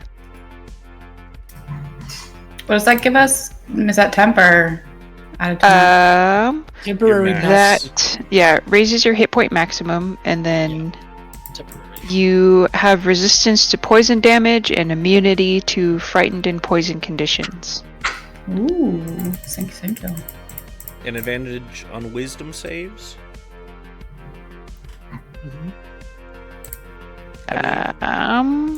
I think so. I might have the wrong Hero's Feast, so let's see. Is that the new one? Probably. They're all... Hey, look. Yeah, I think it's like advantage on wisdom saves. Is it immunity to poison as well? Yes. Yeah, she said that part. And then the extra 2d10 maximum HP. Cool. Do you Yeah, guys, wisdom do you saving throws. Do you guys depart the ship, leaving it outside this cluster of rocks? Ooh, they nerfed Hero's Feast Yeah. in the new version. Oh no. What did they do? They It took away wisdom advantage savings. on wisdom saves. Oh. Aw. I think the best option is to choose whichever one is better between all the spells. I do that too. The Uber D&D. Yeah, all the new healing spells are amazing. So good. So good. Except for Hero's Feast, apparently. Do you want to do a pass without a trace, Shauna? Do I have? You're a druid. Pass. So you can take your full rest. I have? You can go into this having had the Hero's Feast like the previous day. So like only Yes, 8 I hours. have. 8 hours of the Hero's Feast has been expended through a long rest, and then you guys wake up the next day and are headed into this cave. Does that sound good? Cool. Yeah. Yes. And then I can Willie do... Can Willie get Hero's Feast too? Oh yeah, Of Willie course. eats them up. Yeah. You And make then I that have pass without a trace at boiled will. seal. Wrapped in seaweed. Yeah, I think we should try to sneak in if we can. Yeah. Sure. Ooh, I'm so Yay, bad at staff the sneaking. woodlands. Good thing we got Take off pass. your belt. Sweet. That won't help. Take off my armor, and then I'll take 10 minutes to don it again. You guys depart the ship. Let's get a round of stealth checks as you guys depart the ship and start to make your way into the cave. The entrance is a little bit of a squeeze, but I'll add this into the stealth check to see if you guys are able to squeeze. I'm going to guide Beak. Ooh, thank you. He's gonna help you slide in, so it's slide-ins. I got a nat 1. Fun. But you're a level whatever rogue, so doesn't it automatically still count as a 10? I don't think so. I If think you're it do. proficient. I think it does. I mean, that friggin' better. I would really appreciate that. What are my features? Reliable talent. Yeah. Going around, we'll see what Cosette has, but a beak. Thank you to Danny. That is 21. Is that with pass? Yeah, and thank you to Okay. Shauna as well.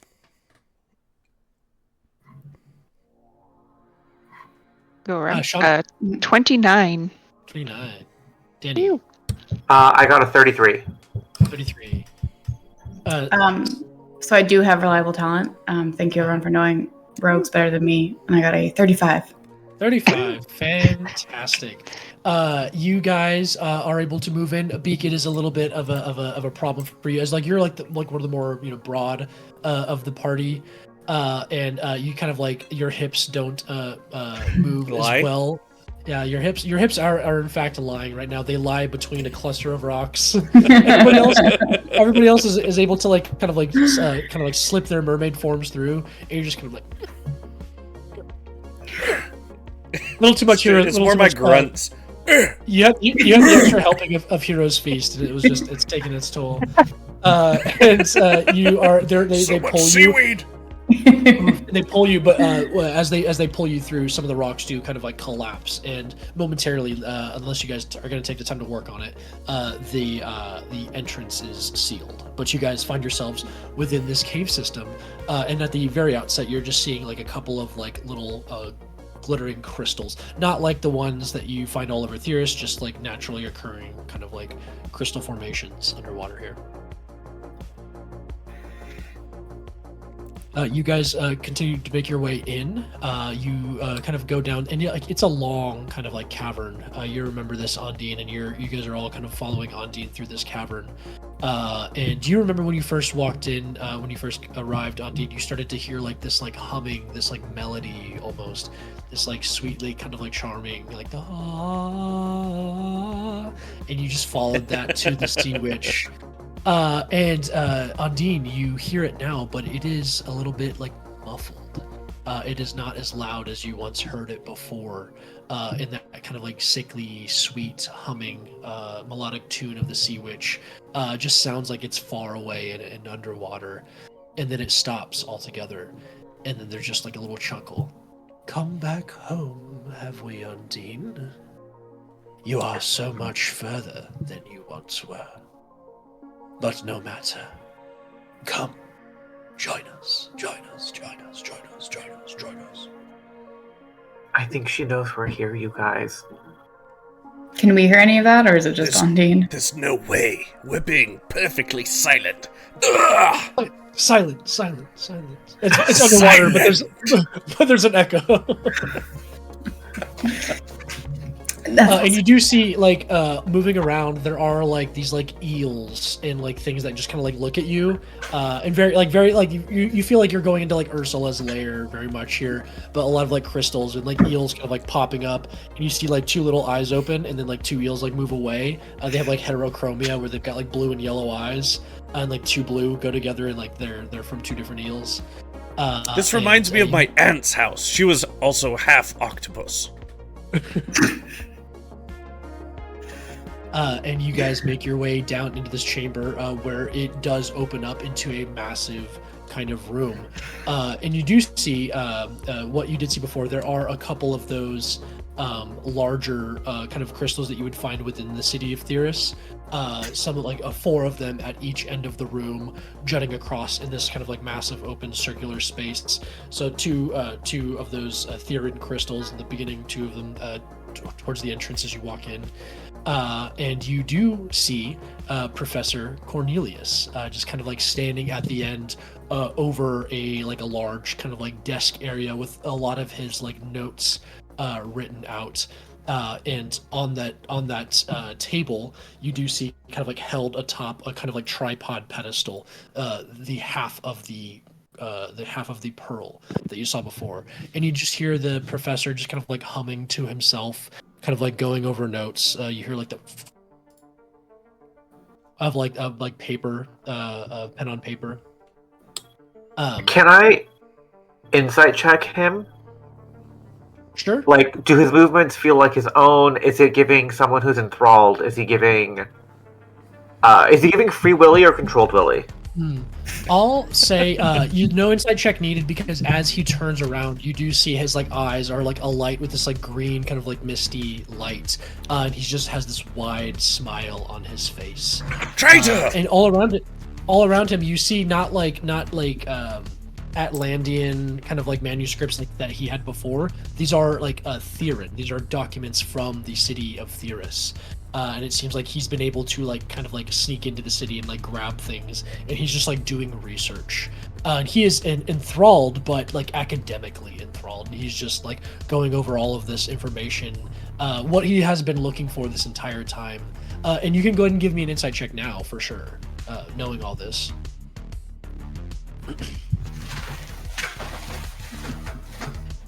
14.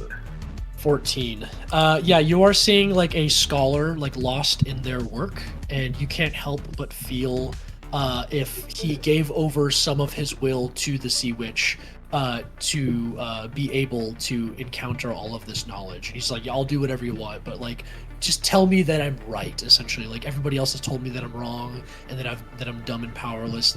That none of my theories hold up. But I'll give over some of my power to you in exchange. So yeah, definitely like you feel like he's given parts of himself away. Can I look over at my sister and just go, time to steal? Yeah, I think so. It's time to do something. Should I go for it?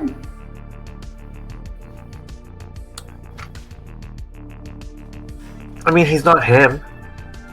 Just go up and around. Grab it. So, yes, I'll be Ooh, with hold you. on. Ooh. I'll be with you in one moment. And you see, like, he like looks at you and like ignores you, and then kind of goes back to his like study, but sees that you're there. Beak, you can distract him. You want to punch him real bad. So bad. But I'm trying to be a diplomat. Maybe I should distract him by talking to him about smart things. I'm smart. Yes. I know everything. Be diplomatic. Offer him food, a snack, a knuckle sandwich. You got it. Okay. And then you can go and steal it, Cosette. Marisha and I can be right behind you. Alright. I'll be right behind you.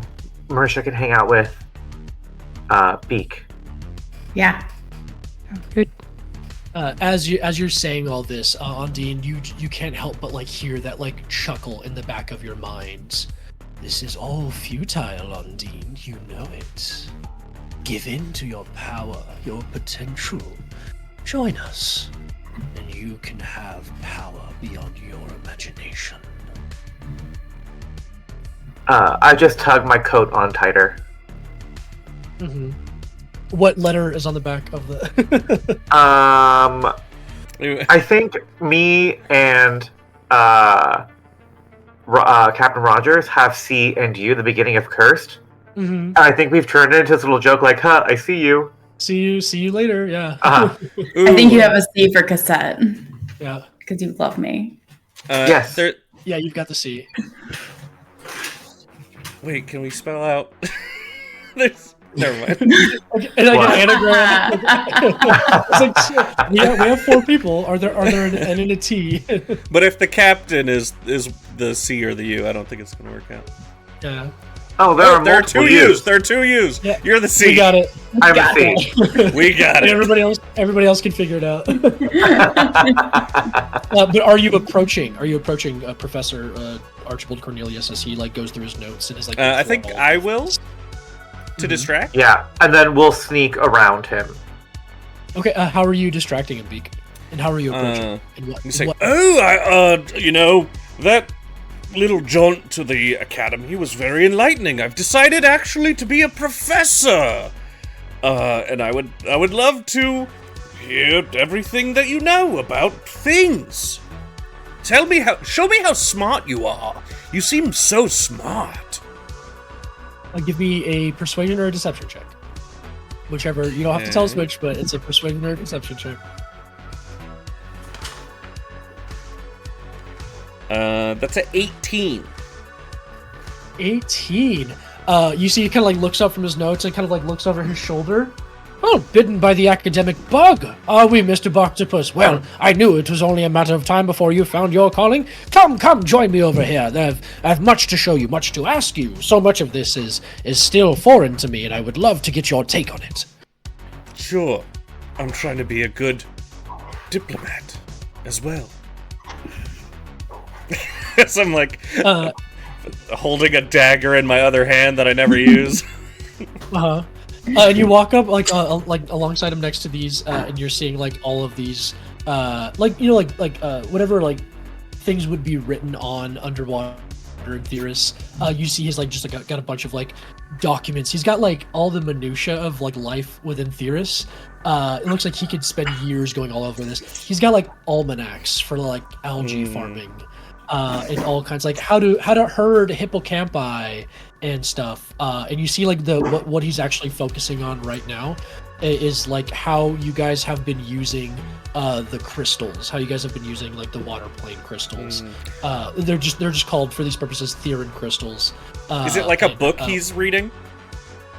What do you think the how do you think knowledge is codified underwater in Theris? I mean, we established it's like waterproof paper that you scream into, and then. Yes, yeah. And as you do, it's got like smart Rorschach like octopus ink, and as you scream into it, it forms the words and stuff. So it's got like Rorschach mask ink, and as you scream into it, the words kind of like appear on the paper. Yeah. So I'll grab like whatever he's looking at in terms of these crystals, and I'll grab it and I'll like point it away, and I'll kind of be like, "Oh, so what is this? What is this? Explain this to me." So he's looking away from the rest of the group. And yeah, there's just like that chuckle, Ondine, that you're hearing. Like, how long are we going to play these games, Ondine?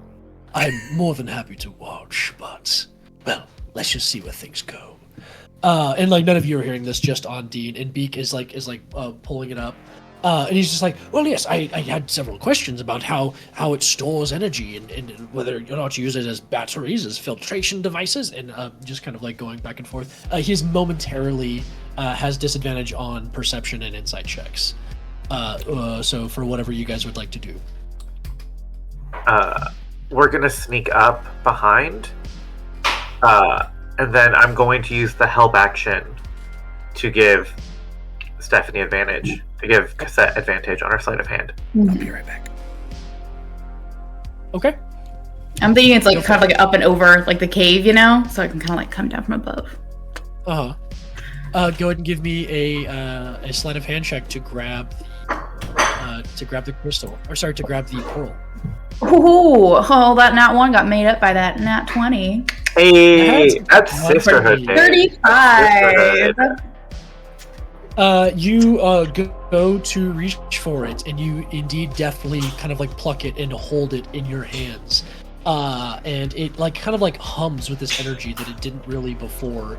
You see like as you hold it in your hands, there are like runes that like light up all around it in like ancient Therin. And it's just got all these like kind of like microscopic runes like that run all the way down the side of it, not in the middle of it as it's been split in two. But you are able to hold on to that, and you do see Ondine in your mind. Help her all you want. If you want you and your sister to make it out of this alive, you will die. And as all of the like crystals shake in the room, I need everybody to make a wisdom saving throw. Especially when I say the crystals shake in the room, the 4 Therin crystals, the 4 large Therin crystals, seem to glow with this like white light. We all have advantage because of Hero's Feast. Yes, you have advantage on this. Oh. Whoa! That's a sword. How made you that? Sorry, Abrina brought home books by Brendan Sanderson.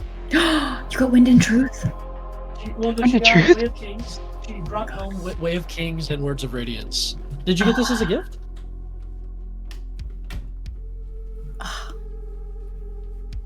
Whoa! She BOGO'd these from Chris and Jess.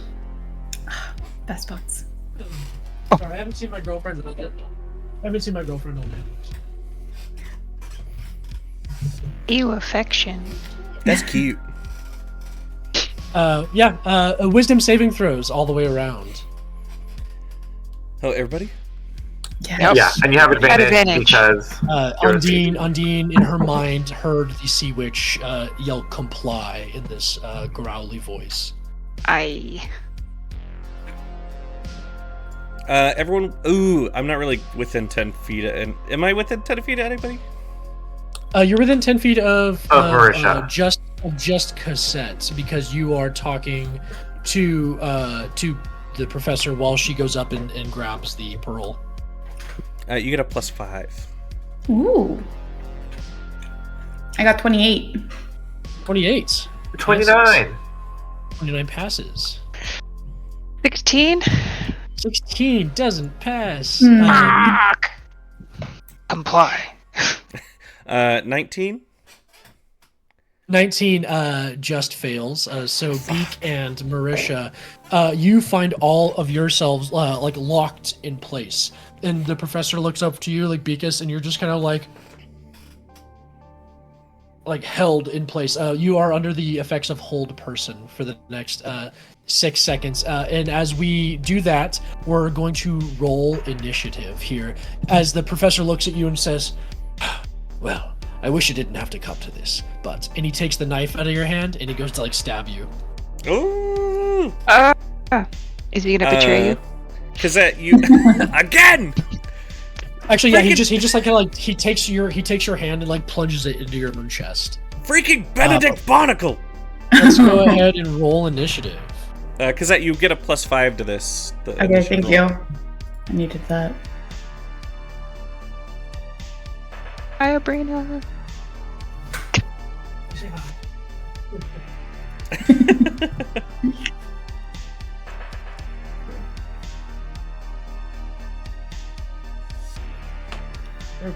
Oh yes. She got words of radiance and way of kings with your Barnes and Noble gift card, Chris. She's the only radiance I see. Wow. Words of That's more like words wonderful. of Ladians. Do you have Wind and Truth, Carter? Norman Carter. I have Wind and Truth on Audible. I haven't started it yet because I'm trying to finish another book series first. Same. Oh right, we are. And this is a cool sword that her coworker Johnny. That's made for her. baby. Oh wow. It's whittled. It's a. He's They whittled whittled. her a sword. They That's whittled. a so whittle. cool. It's a whittle. Hell whittle. yeah. It's a little sword. It's a whittled wooden sword. It a really whittle. brings the grain. You know, it brings the grain. Let's go around and grab Grain pain. initiative. One second, I gotta grab it. Anishi. Let me make sure my thing still works when I'm paralyzed, because I'm... Are you incapacitated when you're paralyzed? Holy shit, I think believe you might you have the incapacitated condition while you have hold person up, but I can double check that. Initiative going around. be. That's gonna make a huge difference for me. Hold on. Fucking hell, these guys suck. So he gets a 9. Oh my god, hold on. And they got a 7.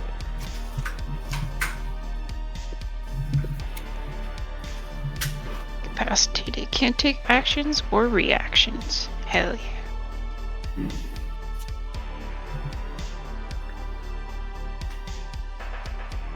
Which is good because for the first round of combat, he rolled very low. 25 to 20. Cosette, you don't get that +5 because I'm paralyzed, which means I'm incapacitated, which means I also don't get it. So instead of a 24, I'm a 19. Okay, 19. Anybody else higher than 20? None. Yeah. 20 to 15. 19. 15. I got 16. 18 for Marisha. Oh, 15. Sorry. Sorry, 15. Gotcha. Yeah. Danny, what was yours? Sorry. 16. 16 for Ondine. 15 for Marisha.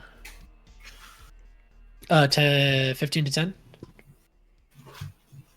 10 to 5. 9. What's your dex? It's probably higher. Yeah, the +5. Yeah. 9. Cosette. Danny, your hair looks so good. 9. It's so big. Connor? Me? I know. I need to get a cut. It's No, it looks great. huge. Mhm. It's a lot. You should go I said full 10 to Jimmy 5, Neutron. what was it? Brain blast. Yeah, it's a lot of hair. It's too much. It's powerful. Yeah. Beak, you are first to act. On the lair action, like already happened, we'll say for that first one. You get the sense that there is some sort of psychic power that is held by these 4 crystals that are on either end of the room. You guys find yourselves, Beak and Cosette, you find yourselves between 2 of these crystals. They are about 15 feet away from each of you. You are right next to the professor himself, and back in the room near the entrance, a good 40 feet away, there are 2 more of these crystals. And you're all interspersed throughout the room, and I've got you on my initiative tracker here. But Beak, you are first to act. That is your turn, I believe. You're incapacitated. At the end of your turn, because it only lasts 6 seconds, you are no longer, I believe, because hold person goes away. I could roll for it again. Okay. Roll. I believe. I'm just making sure. It'll be paralyzed for the duration. Yeah. So go ahead and give me a wisdom saving throw. All It right. lasts for a minute, and it's something is concentrating on it.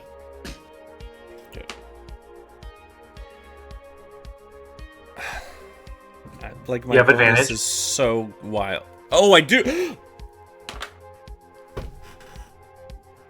Son of I'm so mad.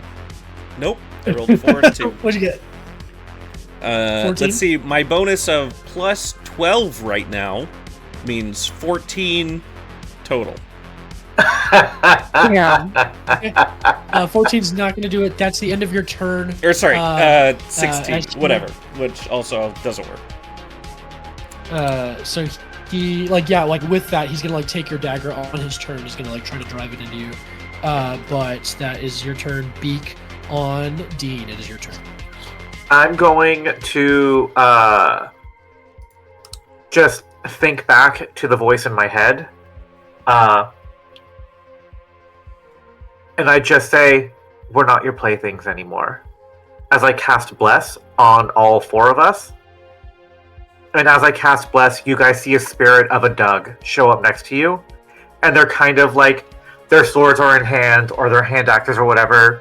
And as you fight, it is a Doug fighting alongside you.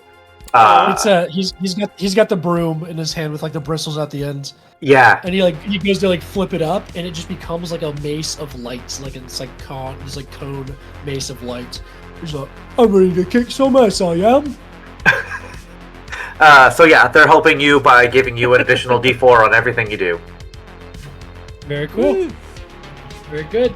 And that is my turn. Robin and Minnie. That brings us to Marisha. I just gotta try and make my save. Huh. So 28. 28 will pass. You are no longer incapacitated. Though that is your turn. And that brings us to you're no longer held. You felt this almost psychic static in your head, holding you there, and you feel that lifted. That is Marisha. Cosette. And then, sorry, how big is this room that we're in? This room is it's got about I want to say a 30-foot radius to it. Okay. So about 60 feet wide. Cool, thank you. But how tall Just is a it? little Same. chamber. Yeah, about like the a same. dome. 60 feet wide. Okay. Bubble dome. I kind of just want to get the pearl out, but these crystals that were in between, do they look like they're sort of more magical in general? They sort of like a conduit, maybe? Yeah, they're definitely a conduit. They're definitely holding power. They are Therin crystals, of which you have seen many in your life. And it's all Therin crystal is what you guys used in the ritual to bind the Dugs and the ship to Ondine. Then I'm gonna shoot one with my hand crossbow. Go for it. Let's see if I can damage it. Did you roll with Bless?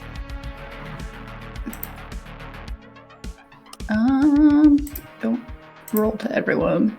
Oh man, rolled a 1 on Bless. 15. 15 is this crystal's AC. Hey. You roll damage. Is anyone near the crystal? Do I have a sneak attack? You're not gonna get sneak attack. I'm probably near it because I was giving her the help action.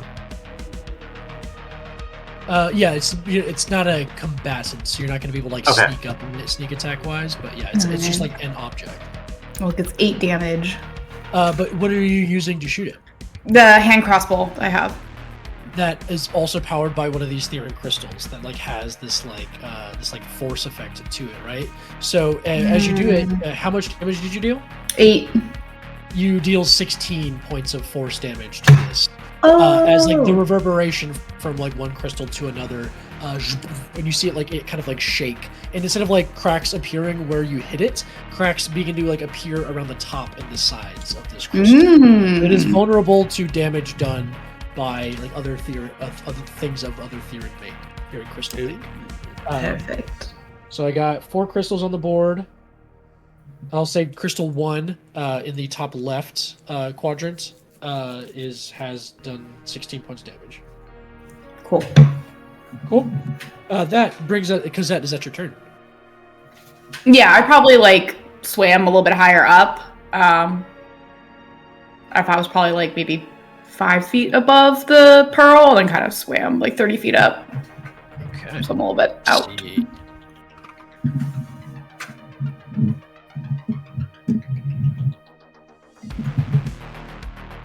Just grabbing a thing here. Cool.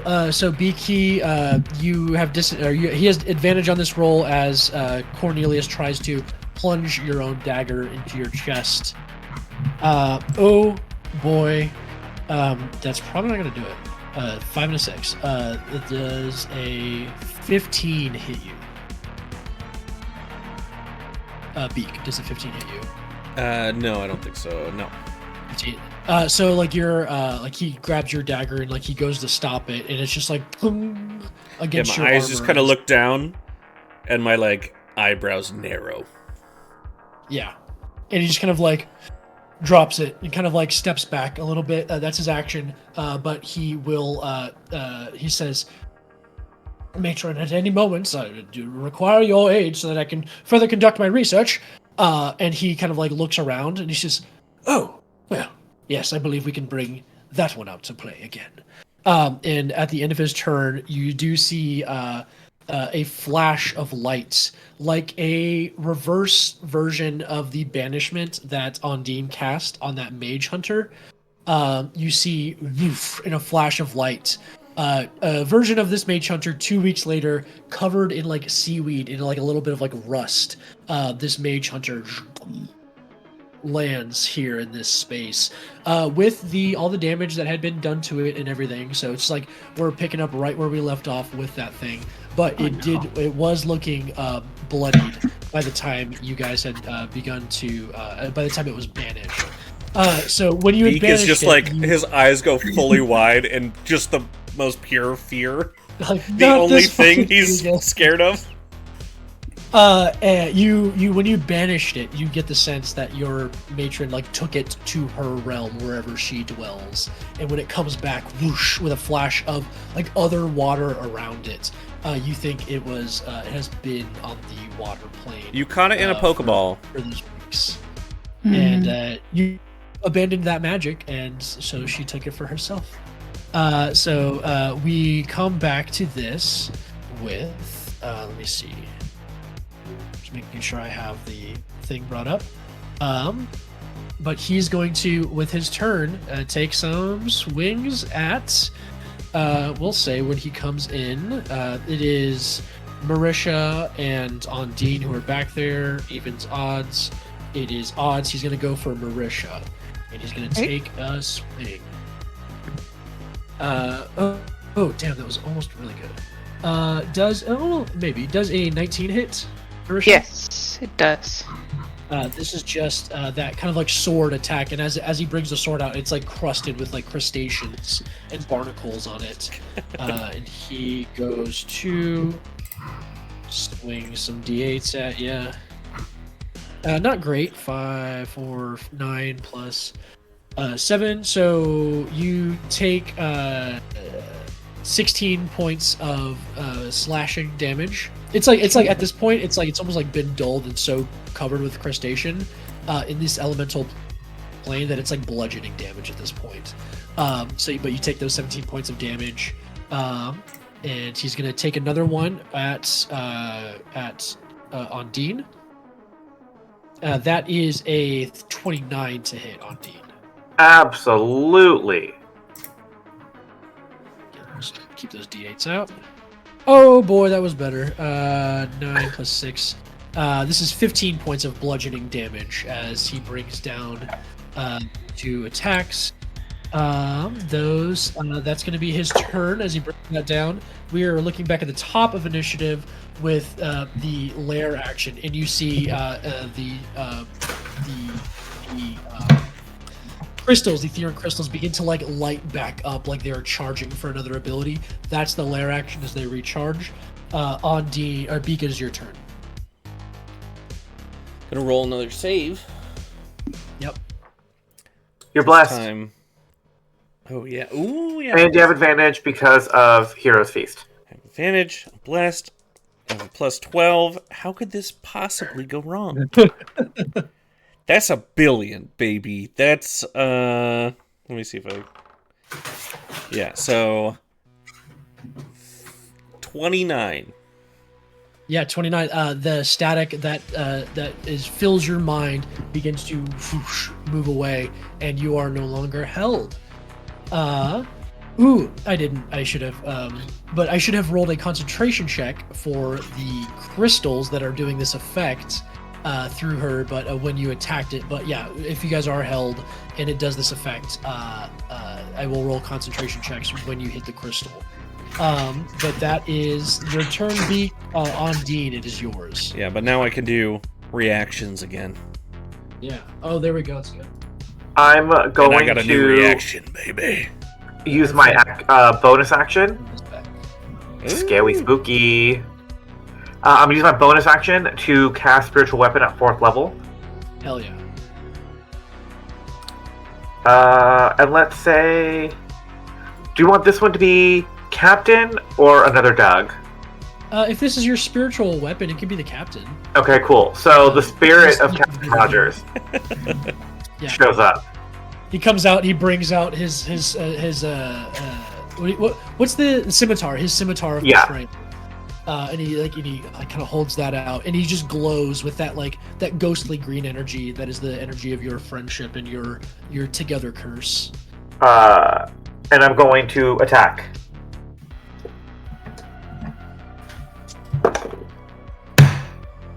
Uh, 26 to hit. 26 absolutely hits. Damn. He's also below half of his hit points, so he is bloodied.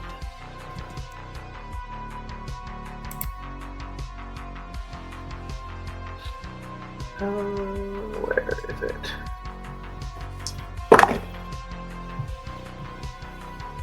Oh, it's not a whole lot. It's only be 11 force damage. Okay, takes all 11 points of force damage. And then I'm going to swim down to be behind him, so I'm in melee. And then I'm going to use my action to use a Channel Divinity, because after me is Cosette, correct? Yes. After Excellent. you is Marisha and then Cosette.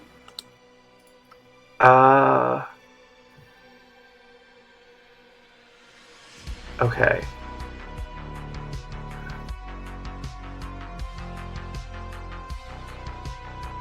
Do we remember if the this, oh my god, what's it called? The Mage Killer? The Mage Killer. Do we remember if it was resistant to anything? You know that fire heals it. Uh-huh. And you know It's good to know. Yeah, fire heals it. It is immune to fire. You fought it for long enough, so you know it's immune to fire, poison, and psychic damage. And then it's resistant to. It's actually immune to bludgeoning, piercing, slashing from non-magical attacks. Is it resistant to magical ones, or is it regular? It is that all that goes through. It's not, if it's not a magical weapon, it will not damage from. I'm going to use. I don't want to get too meta with it. Do it. I'm going to use my Channel Divinity. Yep. To use Path to the Grave. Yep. So that way it is vulnerable to everything that attacks it. For the next single attack. Yes. Against it. Cool. And I look to my sister and I'm like, Oh yeah. it's all you. Rogue attack.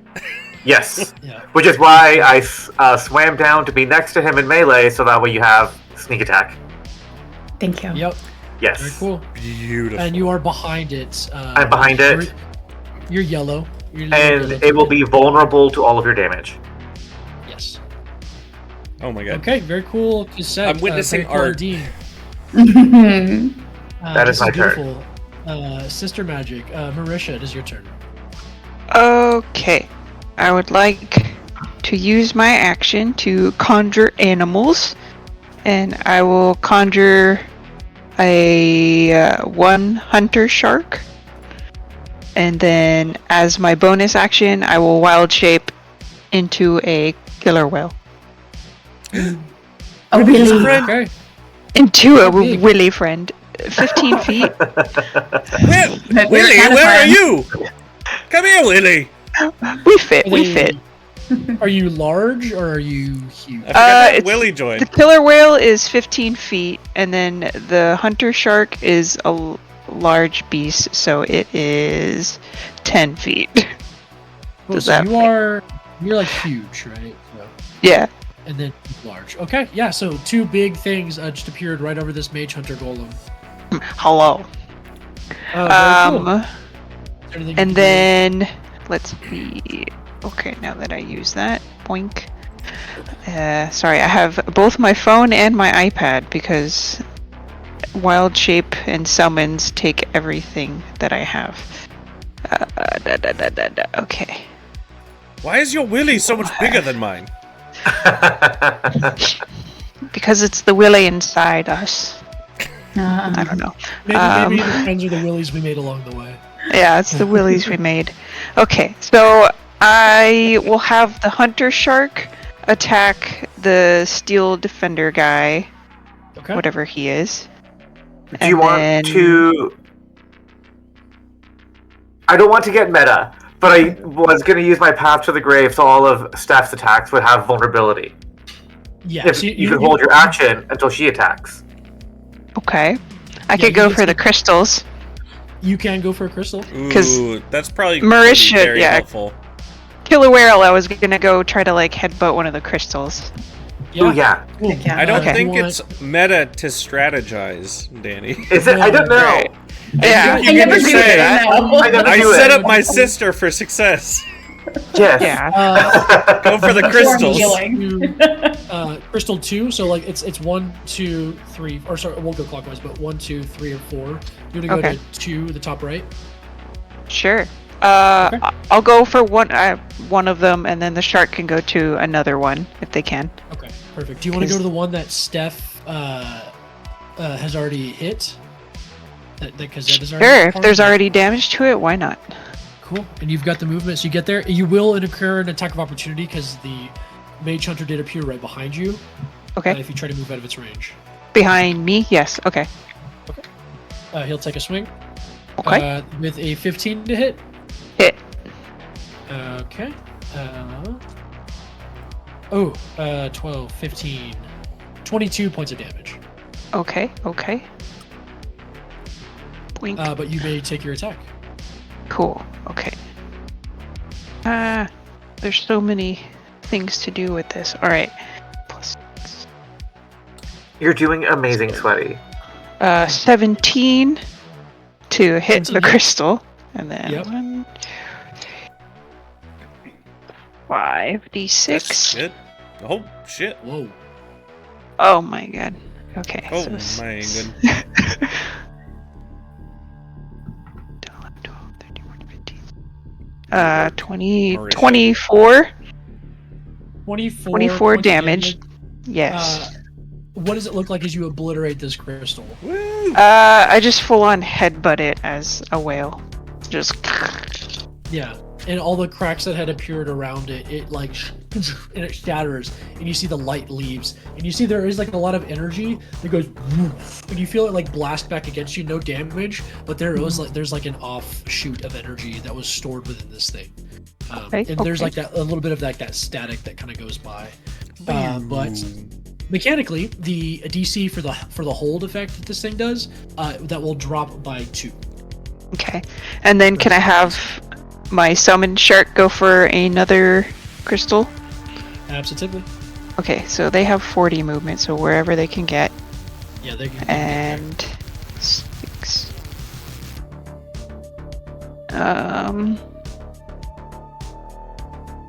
14. Just misses AC 15 Okay. on these crystals. All right. Sounds good. Okay. That's my turn. As you, Cosette, it is your turn. You see the mage hunter glowing with the ghostly green lights that your sister has put on it. I know what that means. How far away is it from me? 5, 10, 15 feet. Oh, yeah. We'll swim up and stab it with my rapier. You see some dogs are pointing like, right here, right here. Right there. Look right glowing. there. It's glowing just like us now. It's not as pretty as you, though, Dougs. But don't stab me when I glow like that. And does a 29 hit? 29 super fucking hits, absolutely. Heck yeah. All right, I all feel like the dogs are right. used to their captain stabbing them, so. Yeah. Okay. And it's vulnerable to all of the damage Yeah. you're about to do. So that's a 31 total with sneak attack. Okay, so 62? 62. Yeah. God, I can't even. This is like where I just have to like click and drag because I don't want to hit the thing 62 times. Wait, 30. It was 39. Wait, 39? 39, not 31? No, not 31. I thought you So said 31. 78? Yeah, 39. 39, okay, cool. So. 78 damage. Says 50. Sisterhood, baby. Yeah. The music is perfect for this 59. moment, by the way. Just saying. 60. So how much total? 70? 78. Says 59. I also need it to make a con save. Oof. Well, if it's below 100 hit points. It is far below 100 hit points at this point. Con save. Is this a magical effect? It's an effect from my rapier. So, yes. Oh wait, no, it's a construct, huh? It is a construct. Yeah. All right, never mind. Okay. Well, then we'll save. I rolled like a 14 on the die, plus a million for his con. So, Okay. Yeah, you beat it. okay. That's it. Cosette, anything else on your turn? Or would you like to bonus action disengage, or are you I going to would stay right there? very much like to bonus action disengage and Okay. tell my You sister are- to get the fuck out of there. Get on out of there. You have a ton of movement wherever you'd like to be in the room. You only used 15 of it. You're just gonna leave me there? Yeah, I don't want to be next to this thing. Ew. I'm gonna swim wanna like move towards- 15 feet up. Do you want to move towards one of the crystals, or No, I'll kind of go back to where I was. Maybe at like a Okay. different angle. by? Okay, so I'll put you next to the crystal 2, which is Okay. out of the range of both combatants, but closer to where you were. Perfect. Cosette, that is your turn. We are looking at Archibald, Mr. Cornelius, who is mad. He is going to. Is everybody in a little? He's gonna move around to your opposite side, Beak, and he's gonna try to hit everybody with a cone of cold. And because he's casting this underwater, a failure by more than 5 will make you grappled or essentially restrained in place, like frozen underwater as he hits you with a cone of cold. So That's you don't want to fun. fail this by more than 5. That is going to be so good. Give me a con save. I need Beak. I need Cosette, and I need the Hunter Shark to give me con saves. Okay. Is anyone Bless next to me? You're all blessed. Within 10 feet? Anybody? No, just Cornelius within 10 feet. Ooh, actually, yes, because Marisha is so fucking huge, she is within 10 feet of you. Hey, you get a So- plus 5. But Marisha is, but Marisha is not rolling in this, so sorry, but yeah. Oh, well. She's not being affected by this. So just just the Hunter Shark, Cosette, and Beak. Con saves. 17? 17 just fails. DC 18 here. And then Beak. Owie. 25. Or 20. 25, 16. Wait. 20. Fuck. Hold on. Yeah, 25. Okay.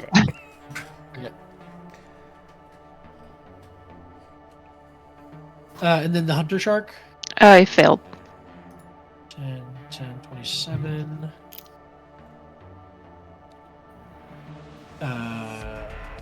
34.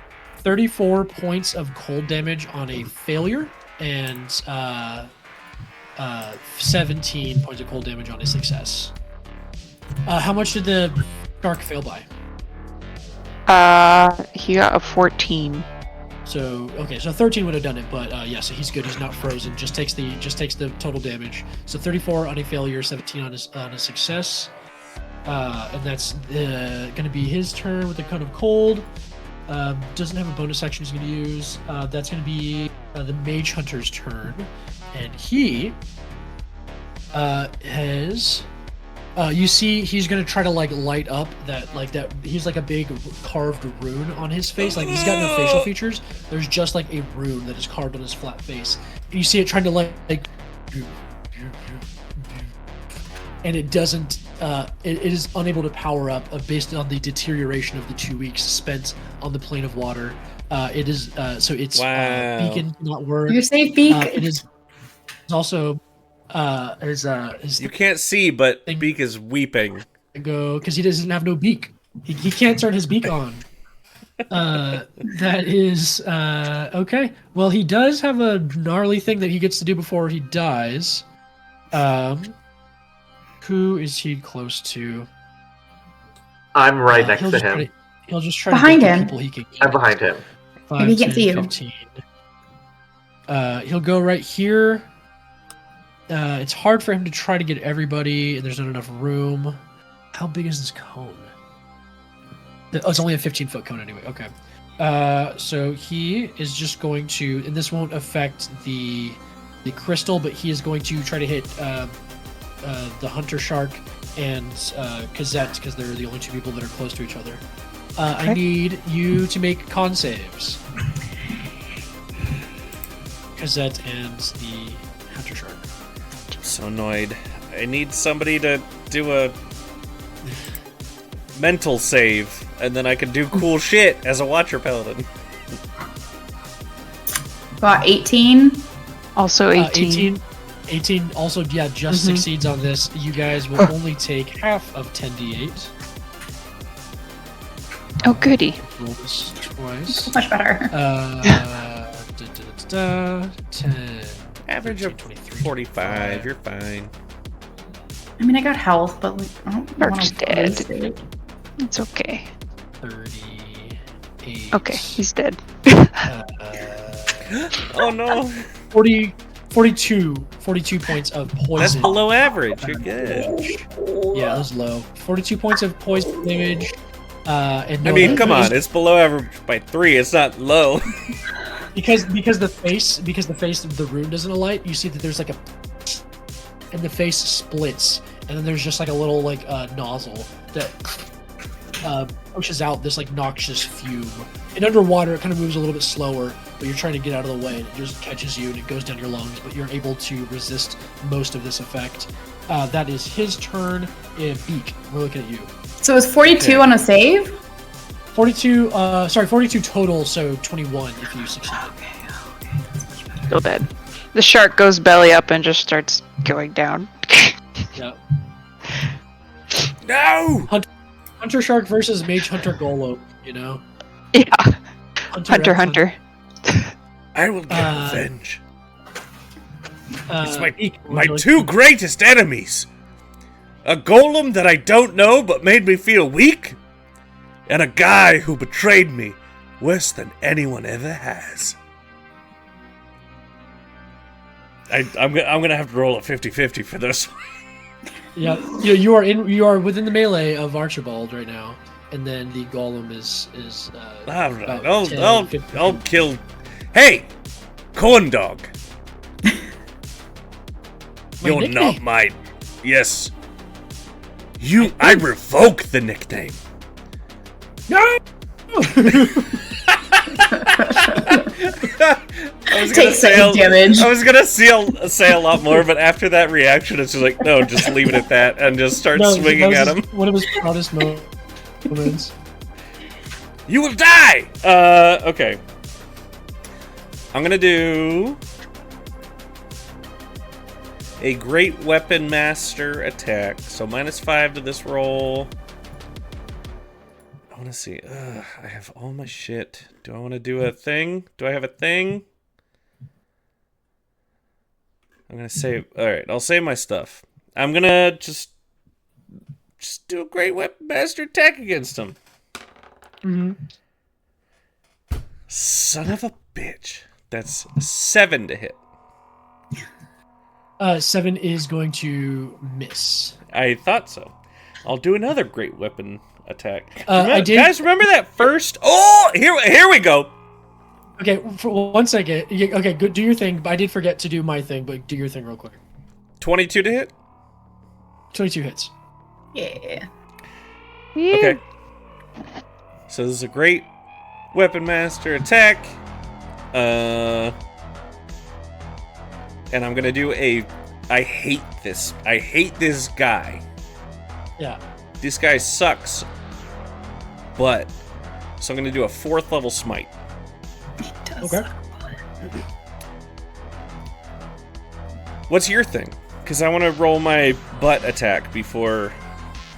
I had a lair action for the hold person stuff that I did not do. It's supposed to go before your turn, because it's lair count 20. But do your thing. You're pissed. Do your thing, and then I'll roll the lair action after you go. No, I'd rather do it the right way. I'm good at wisdom saves. Is it a wisdom save? Everybody wisdom saves. The DC is lower this time because one crystal's destroyed. Everyone? Yep. And we have bless. And advantage. Correct. Yep. Do you still have bless up on Dean after taking attacks from the mage hunter? Yep, I rolled concentration. We're good. Sick.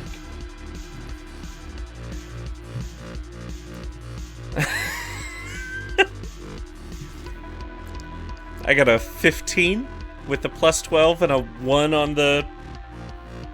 Wait. 2 plus 3 is 5 plus 12. 17. 17. 17 would hit if he doesn't. No. cheat. On the wisdom saving throw. Oh, sorry. I'm so sorry. Wisdom saving throw. Yes. Wisdom saving throw 17 just fails because the DC is 18. Is that with your aura? Yeah, I'm held. Oh. I rolled a natural He's 2 and a held. natural 1, Fuck. Yeah. and I want to do it the right way. Uh, I don't want to make attack rolls I shouldn't be making. going around. Everybody else. 32. Remember how Where'd good you I say did it? the first combat, like part 1? Yeah. You did really good. Remember how good I did? You swept up everybody. Where's that now? Cosette, what'd you get? I got 27. 27 succeeds. Marisha, 34.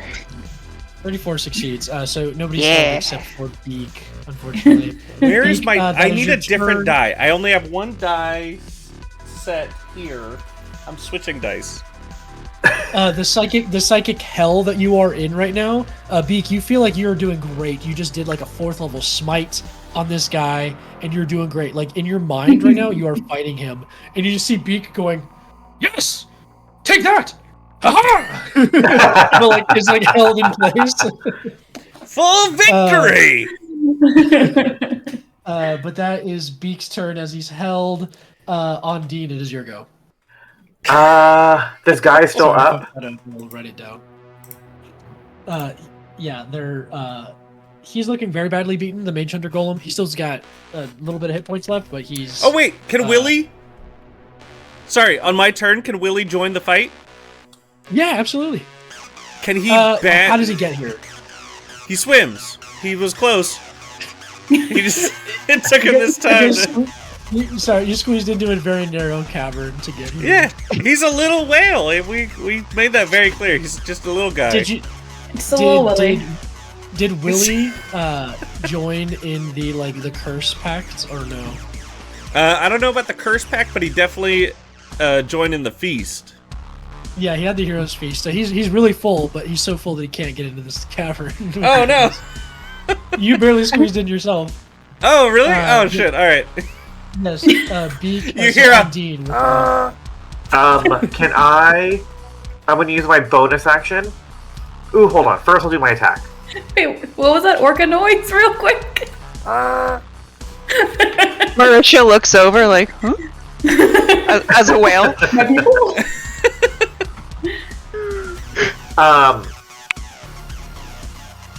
I'm going to use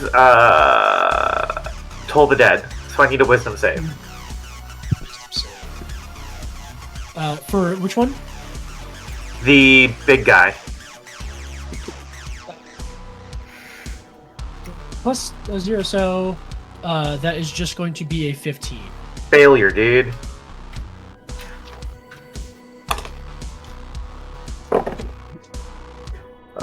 Ooh, that's very good. That's gonna be 34 necrotic damage.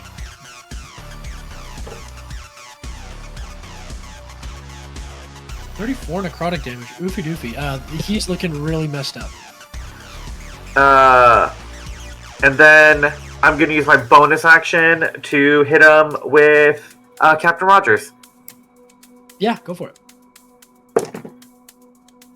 That's going to be a... Oh my god, I can do math. What's my 2-hit? I can scroll up. That is going to be a 16 to hit. 16's gonna miss. Okay. Then that is our turn. Okay. At the end of your turn, Ondine, as I roll another figure into initiative here, Ondine, you hear in your mind a sending from Villia. You're right. It was Leonard. He.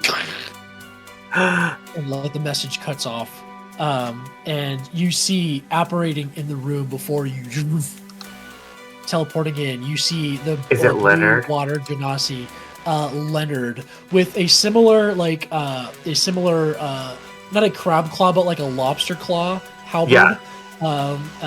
And the garb of like the chief of the of the guard of Theris. He holds in his hand, as he pulls it out from his kind of like half cloak on the side. He pulls out the other end of this the pearl. You see that he has successfully recovered it. I need Cosette. Bad guy. Cosette, give me a strength saving throw. Oh god. Like, with strength. Who is that? Hold on. I can add a thing to this. Okay, well that just offset it. 18. 18 against his spell save DC is not going to do it, as you feel yourself not pushed back, but an item wrenched from your hand as he telekinesis grabs the other end of the pearl. I'm lucky. I have lucky. Is it? I know the outcome. After this, the outcome, yeah. So he pulls the pearl in his hands, and you see an arcane-like network shooting across each uncut side of this pearl, and they begin to link together. And you see between them a rift begin to form. And as he puts the two together, they levitate in the air, and this arcane web network begins to cross between the two as they come together. This entire room is blown apart, and that's where we're going to take a break. We'll come right back as there is a blinding flash of light and the two pearl abs come together. We'll come back. Let's say 8:40. Sound good? That sounds Gucci, dude. I got 3 new sets of dice. I was so mad. You'll need them. And we'll say any effects that you guys are under, like the held and stuff, that ends at this point, as everything is just pushed away in this room. You guys aren't taking any damage from this, but a massive arcane power has just been unleashed, and the scenery is going to change. But we'll be back. We'll be back in 15 minutes here. Thanks for joining us on Tales of Theris. We'll see you in a minute. Ooh.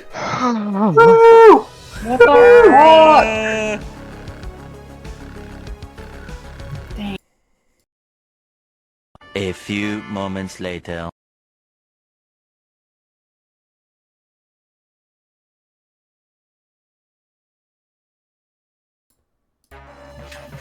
Hello, everyone.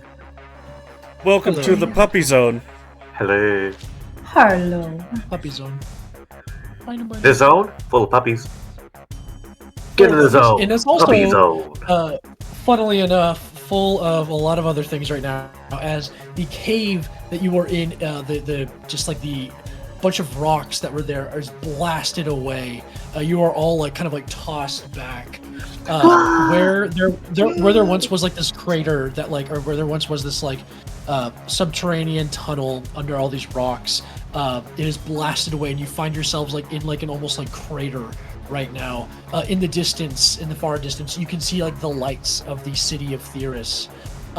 You can also see the hanging two halves of the crystal as they come together and they levitate up into the water, up into the distance here, and you see they pull apart, and there is like a rift that appears, and in that rift it separates, and you can see water, but of a completely different hue and origin than the water that you are in your sea right now.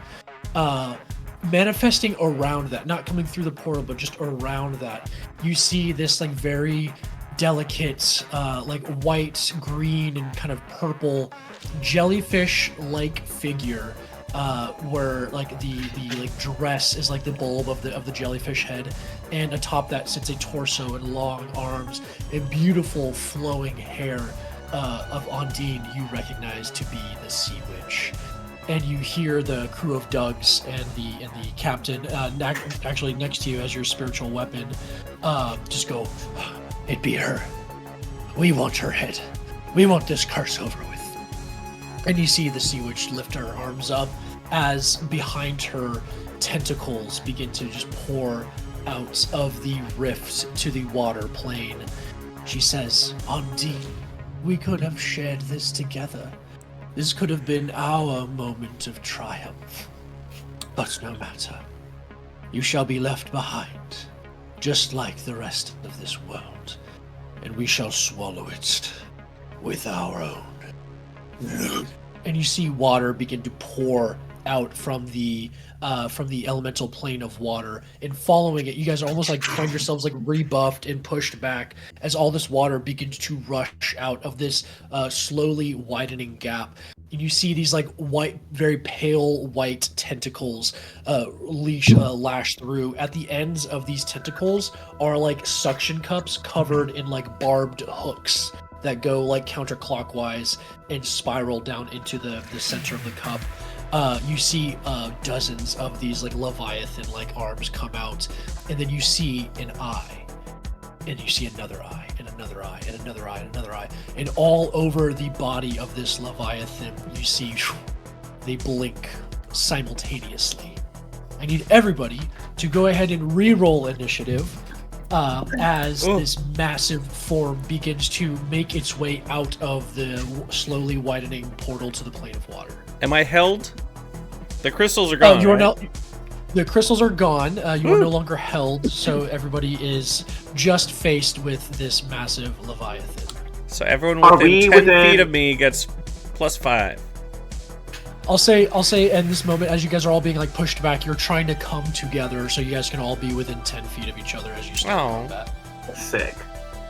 We come together. Do we all get +5? Yeah. Oh, I'm rolling one initiative here. That's a big initiative.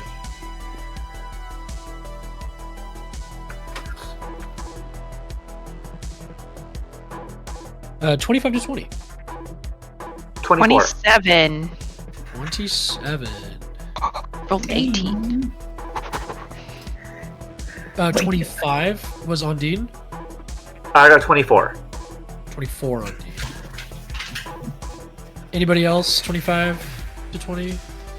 Just me.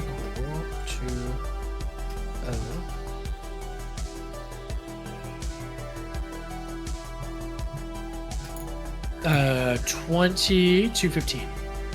Mine didn't change. It's a 19 still. I got a 15. 15 Cosette. This time I got the +5. Same. Here we go with Marisha at a 27. You see some of the water as like this form begins to crawl almost the rest of its way out. Some of the water begins to like stop pouring out as this Leviathan is just trying to make its way out and confront you all. You are all kind of like blown back a little bit away from this crater and just standing on a field of outside of the realm of Theris. There's like coral on the ground. There are still like little fish moving around. It is just a massive, wide open field of ocean floor. What do you do? I have a motivational speech, if you don't mind, before we Go start. for it. Meow. Yeah. You can't. Beakus says, Right onto the can. I know what you're all thinking. We're just adding more water to the ocean, and this'll be great for us. But I beg you to consider that on the island of Morelaine, I have an agent. And if water continues to pour out of this portal, then he will probably be very wet and very uncomfortable, and it'll make it very hard for him to get me gigs. True. Yeah. So I ask you, defend this place!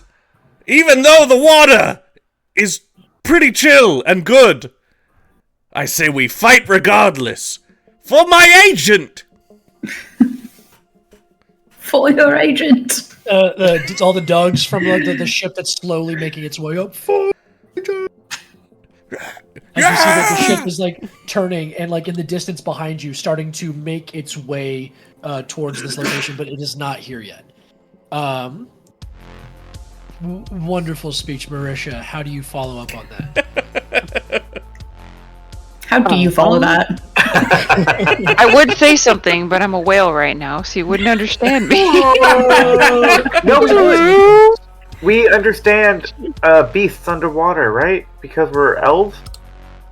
Yeah, and Willie can understand you, and I can understand Willie. Like, Willie can telepathically tell me anything. So, we all understand you. About how far away do you think we are from this portal opening? You got blasted back a bit, so I'll say like you're a good like 25 feet away from like where the portal is. Like it's like up in the water a little bit off the ground. I'll say it's a good like 20 feet off the ground, and like the two halves have like separated once again, and being pulled apart, they have like opened this rift. You get the sense that like the rift that you guys have been defending, or sorry, the rift that Theris once defended 1,000 years ago was like summoned and like kind of held at bay by this pearl, and wherever this pearl is, that's where the rift to the water plane opens. So this like channels that rift. Okay. Would I know if attacking the pearls would get rid of the rift if like the two were separated or upset?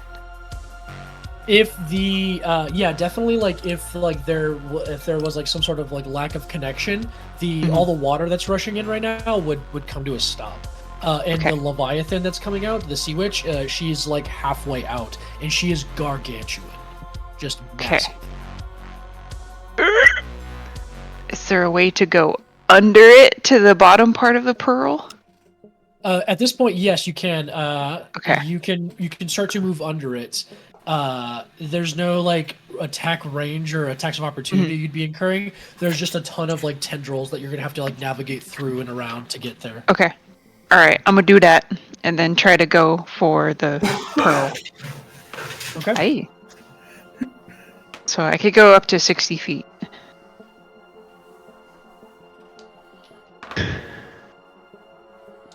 Am I able to attack it? Or Yeah, you can attack any one of these tentacles. You can attack the pearl itself, but right now they are like magically locked in place, and you don't see Okay. a way to disrupt that ritual yet. okay. It's not much much I can do as a whale. Okay, I'll just go for a tentacle then on my way in there. Yeah. Cool. It's all hit points. 14. 14 is not going to do it. Against this. Okay. He's like, I hate seafood. Okay.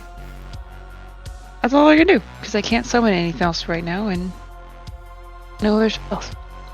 Okay, that brings us to Ondine. What are you doing? I still have Bless Up, correct? Yeah, we'll say you still bless up.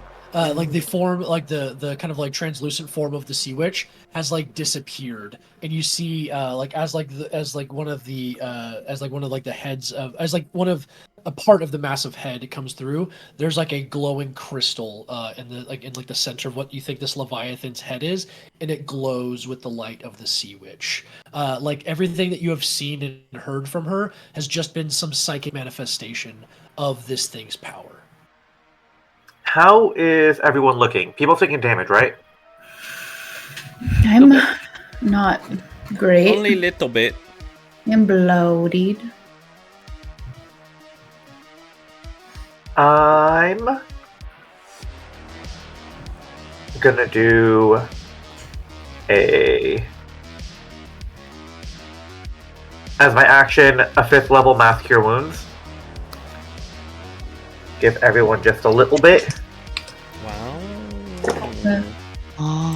I rolled 3 8s, you guys. Whoa! Yeah. I've never rolled 3 8s. 8. How much math is that? 24 plus 5. Everyone heals for 29. Thank you. Wow. And then I'm going to use my bonus action to poke an eye out with Captain Rogers. Yeah. Our max is raised by 10. Mm-hmm. That is going to be a billion to hit. 17 plus 11. Yeah, absolutely hits. That's about 1 billion. Ooh. That is going to be 18 total force damage to an eyeball. Damn. Eyes are vulnerable too, so you know. Okay, it takes that damage. Excellent. That you is see, you see there's my like turn. this like dark blue blood as you cut into this thing. It's just like thick and viscous as it leaks out in like almost globules. Like if you let liquid go in space and like how like it just kind of like sticks together in globules. That's how the blood comes out of this thing and it just like sticks together. Ew. Like, yeah. That is like it does not like diffuse in water. That is Ondine's turn. It is the Leviathan's turn. And what is she gonna do? She is going to make everybody make a strength saving throw. She's going to channel a massive like wall of water and force energy against everyone here. And it's everybody is in its area right now. So Did everyone start within 10 feet of me? We did. everybody started, but I think Marisha is no longer there as she tried to go closer to the crystal, closer to the pearl labs. So everyone gets a +5 except for Marisha. Thank you. Okay. That's not really going to change anything for me. Saving throws. Beak. That's a 26. 26 does succeed. Marisha. Yeah, what was yours? 23? 23 does succeed. Woo! What? That's the one I was worried about. Yeah. I'm fine. Steph. Cosette. 20. Ooh. 20 fails. What? 20 fails, guys. Big lady. Dang it! The twins! Just get- Ondine, 9. 9 is also going to fail. That's with a +5. Correct. Yes. Man. 33 The twins! 33 points of bludgeoning damage on a failure. You're going to take 16 on a success. And any huger inside the wall, creature, blah, blah, blah. At the end of the turn, almost. Yeah. So you're all just kind of like blasted by water. It doesn't like move you or anything, but you are just blasted by this wall of energy and force as it's a tidal wave that comes through. But that's the damage. That's going to be its action. That will, and then it will just like more of it will start to come out. You see like its head. It's like this like massive, like elongated head that comes out in this like massive crest that kind of like goes out and then comes back in. It's like sharp at each point and then comes to like a sharper point at the top. There's like massive kind of like head crest comes out. It's got like a ray of teeth in like the single central mouth that is in this thing. It's got like Cthulhu like more of those tentacles that go around the mouth that looks like it grabs things and pulls them in. You don't want to be by those ones, and then it's got a bunch of other massive ones that come around. That is going to be the Leviathan is Beak's turn. A tidal wave, huh? Well, Ondine's going to send you to your tidal grave! And I'm just going to attack three times, I guess. Yeah, go for it.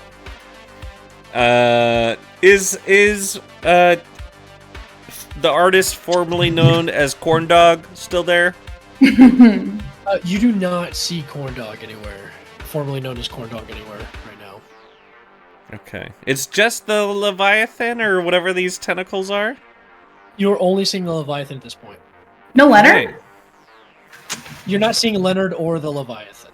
Yeah, no Leonard, no other acolyte, no Leonard or no mage hunter.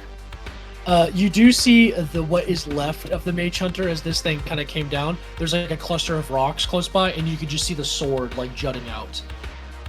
Okay. It was nearly dead, and that did it in. Okay. Just fully like in a. Even though I don't watch a lot of anime, an anime pose. Willie, to me.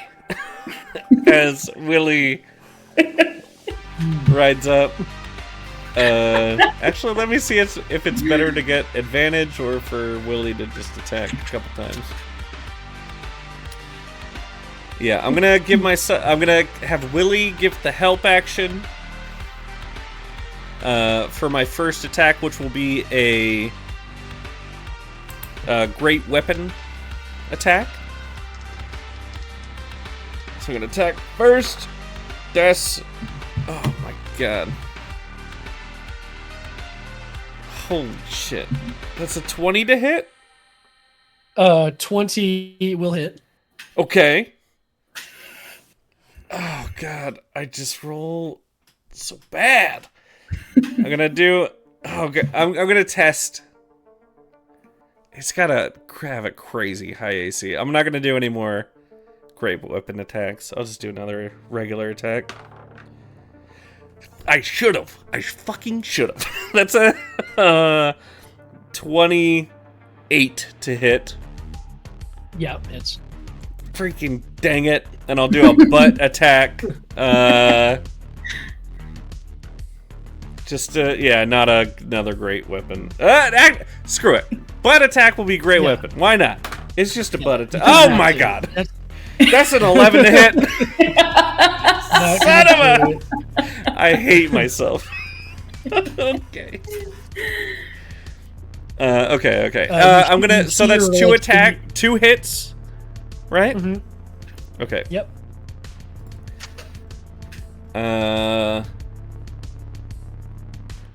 Shoot. Yeah, I'll do a level 3 and a level 4. And she's an elemental? Yeah. Okay, so, oof, I don't have enough dice, so I will just do this on the dice roller. Elder elemental. Oh, God. Okay. So that is 2. The level 3 is 4d8. The level 4 is 5d8.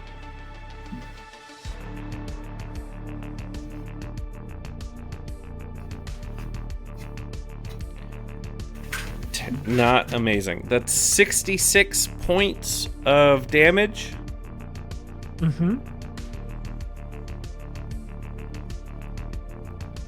Does Radiant matter? No, not any more than usual. Then all that. Oof, yeah. Definitely some hits there. You see like more of these like blue globules just start to kind of like collect. You hear like this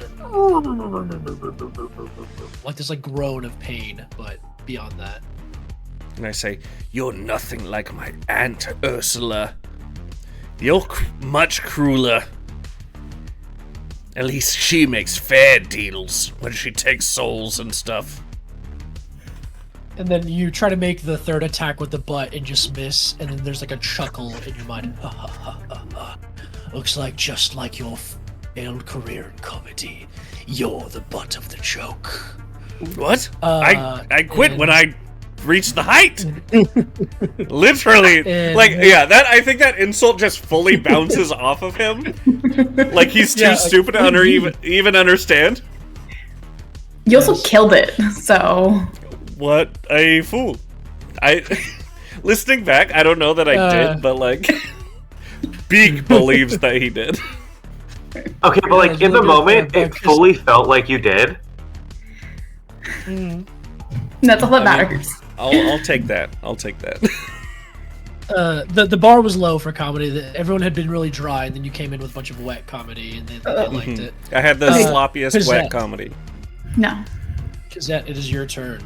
What are you doing against this gargantuan elder? Can I plug my ears against ever hearing wet comedy again? No, unfortunately. It is my privilege as the DM. I reserve that right. As a water paladin, I'm immune to anyone being able to resist wet comedy. Wet, slippy, sloppy comedy. No, disgusting. Anyway, I see what Marisha is going for, and so I'm going to try and get to the top pearl, the top portion of that. Okay. And I think along the way, I'll reach out and stab the Leviathan with my 9 live Stealer Rapier. Yeah, you've got sneak attack. There's allies within range of it. Cool. Okay. I think you'll be hard pressed to not find sneak attack somewhere in here. Fantastic. You got allies. 25 to hit. Super hits. Yeah. Okay. Oh, love that noise. Okay. Ooh. 46 points of damage. Oof. Oofy doofy. 46. Okay. And then I'm gonna try and like get up next to the top portion of that pearl.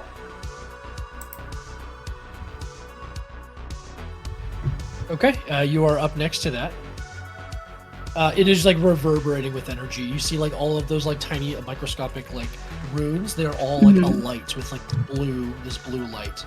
Mm-hmm. And it almost like shines like a beacon, both of these, and like the portal itself is glowing with the same energy. It is a bright light that you could probably, you think, see from Theris. Mm-hmm. Cosette, that's your turn? Yep, and that's all I can do right now. Okay.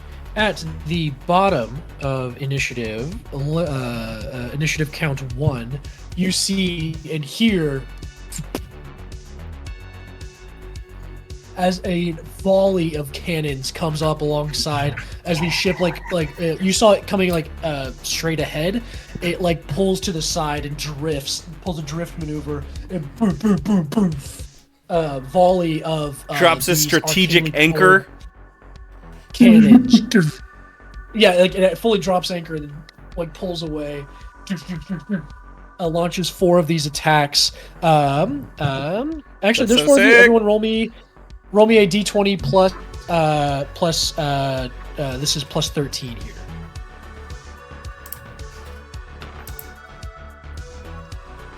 I got a natural 20. Same. 20. Yeah? Give me Yes. okay. Give me 5d10 damage on a successful hit, so 10d10 damage. Oh my god! I don't on a have enough crit. D10. I got a natural 1. Yuck. Hey, Here I am. There's a Doug that was like summoned for like a bless. It goes through that Doug and like they evaporate. They go woof, and then you see them like appear right back on the ship. Oh, nuts! But you do see like the crystal orb, like you see that they probably put it somewhere in the cabin in like in the gun bay, and all these guns and these cannons are powered by that same power, that friendship. With the squid, hell yeah. With the Yeah, what is Kraken the dice? Kraken dice, yeah. What are we adding? It's Yeah, 10d10 plus what? it's just 10d10. Okay. It's 5d10 damage, yeah. I got 37. 37. Wham I bam. got thingy, 53. 20. So plus That's 37. 90 from the I'm just gonna- both of us. I'm just gonna calculate. Calculator. We'll just do this because this thing has a bunch of hit points. You guys do a bunch of damage. So you said 90 points of damage. With Danny and I did 53, so with Danny and I we did 90 total. And then Marisha, what did you roll? What was it for? Which roll? Sorry. You're rolling just one of the. There's 4 cannons that fire Okay. on each side. Each one of the lair actions. You're just rolling an attack to hit. You're adding plus 13 to this. Oh my god, I also got a nat 1. Fantastic. You see, it just goes. Wait, we got and 2 sails. nat 20s and 2 nat 1s? Isn't- What that the was- fuck? I love that. The balance You guys- is real. You guys have dealt 218 points of damage to this creature. It looks a little wounded. That Okay. is the lair action. As now, this thing does not have a lair action. It is not from here, but you guys control the lair action in this combat. At initiative count 1. But back at the top of the round, Marisha, it is your turn. What would you like to do? I want to As go for. more of the Leviathan begins to pour out, and the most of its body is out of it at this point. The bottom pearl. Okay, what are you trying to do to it? Try to bite it or ram it or smack it with my tail. Okay.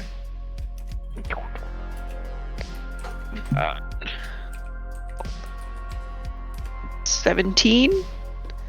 17's not gonna do it. As you try to touch and move this crystal and do not successfully do it, you're gonna take 11 points of psychic damage as you try. Actually, it's not even psychic. It's just like burning, like arcane damage as you like try to like move it, and it lets off this wave. But we'll call it force damage.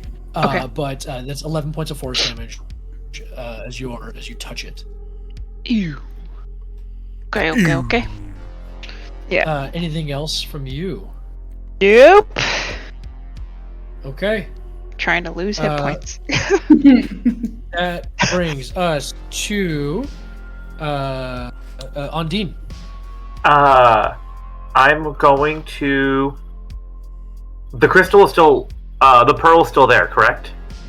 The pearls are still there. They're just they're separated and they're beginning to draw further and further away each round. They're a good 20 feet away from each other at this point, and the rift is beginning to lengthen. I'm going to toll the dead on the pearl. Ooh. Do we want the pearl destroyed? Yeah. The pearl's not destroyed. No, but do we want it destroyed? I'm starting to think You it's know- the target. You know it's what pulls open and closed this thing, and Yeah. at this point the Leviathan is mostly out of that. I'm rift. changing my action. I'm going to do a divine intervention. Okay. The music stopped at the perfect time. Nope, 36. I was gonna say, but you rolled. I was gonna say because you have the crew here, you have your entire domain is here helping you in combat. You can roll this with advantage. Ooh.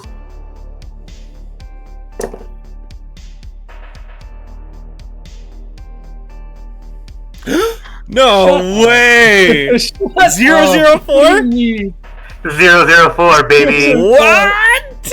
Jesus! Take a picture. You gotta just throw that in the chat. Oh my. Yes, God. yes. Oh my lord. Let me just tell you what I do really quick.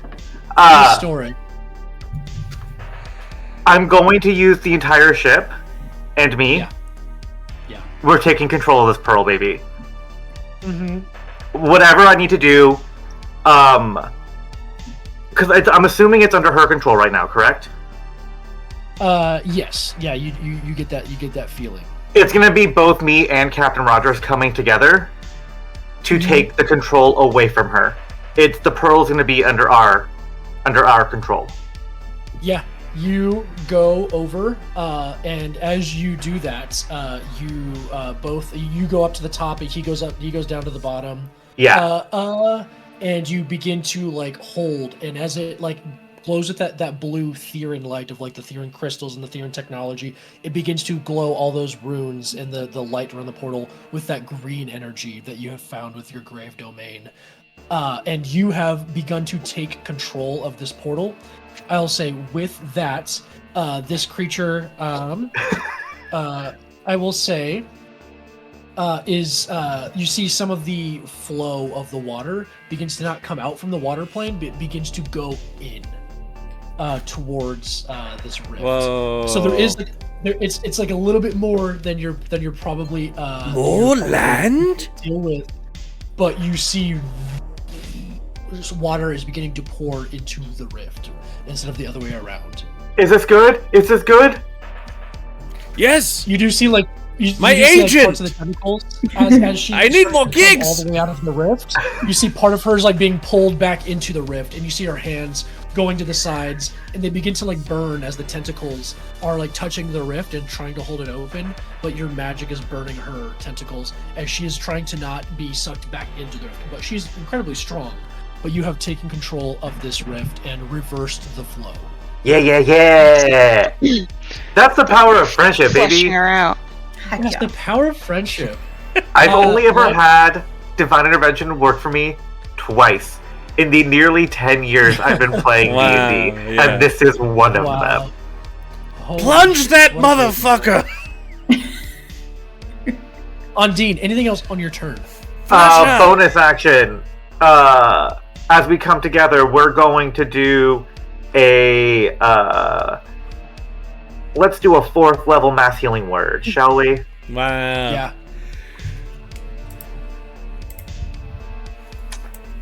That was awesome. Great turn. I'll move on to the Leviathan, but let me know what that healing is. We're all gonna heal for 11. Thank you. Okay. I'll say I haven't used them yet, but she's pissed, so she's going to make a lair action slam attack against you, Ondine. Sure. As you are up at one of the crystals. 20 a billion to hit. 20 billion hits. Yeah. This is 4, 5. That is.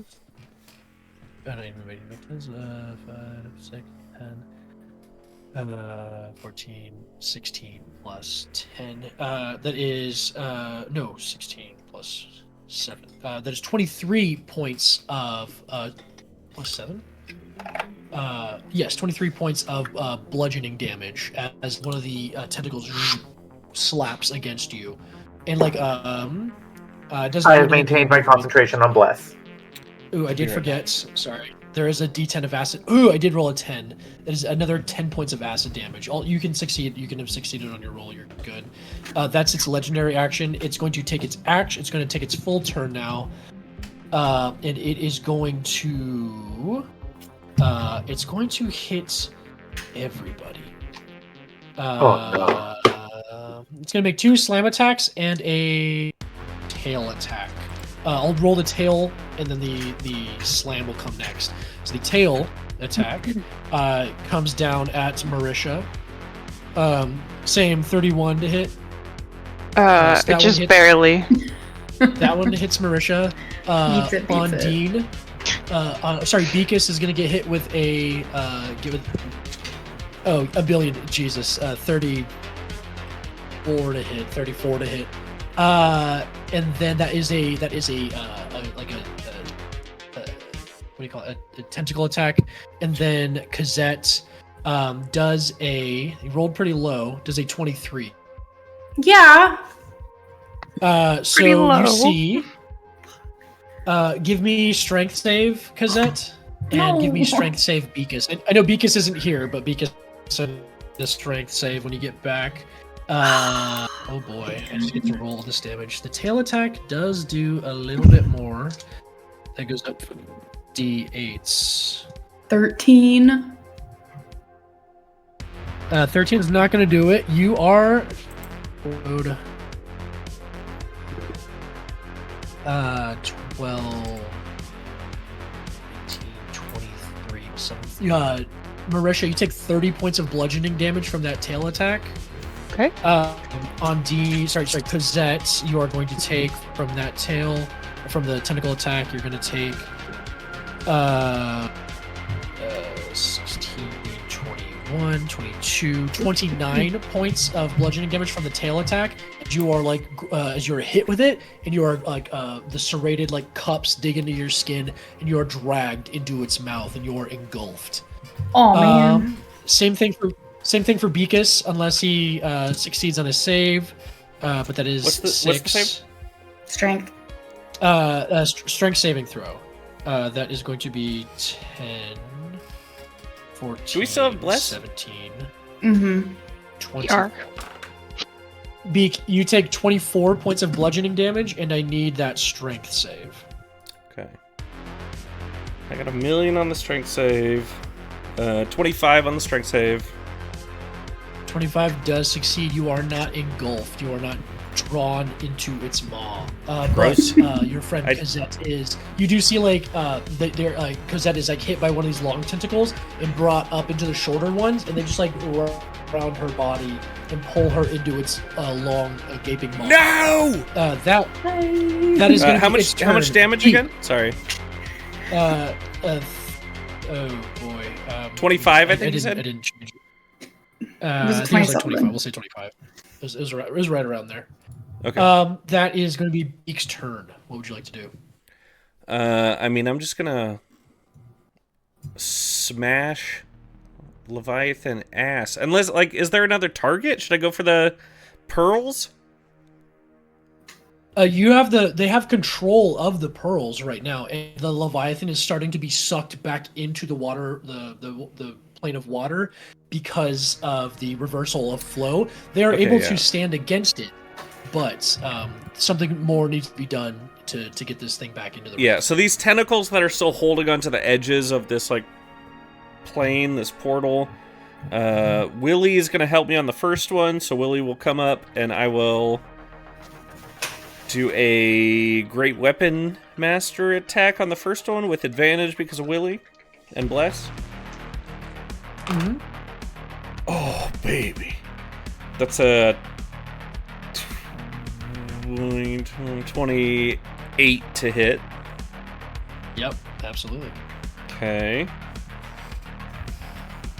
And I'm feeling cocky, so I'll do another Great Weapon attack. So, why? That's a 10 to hit.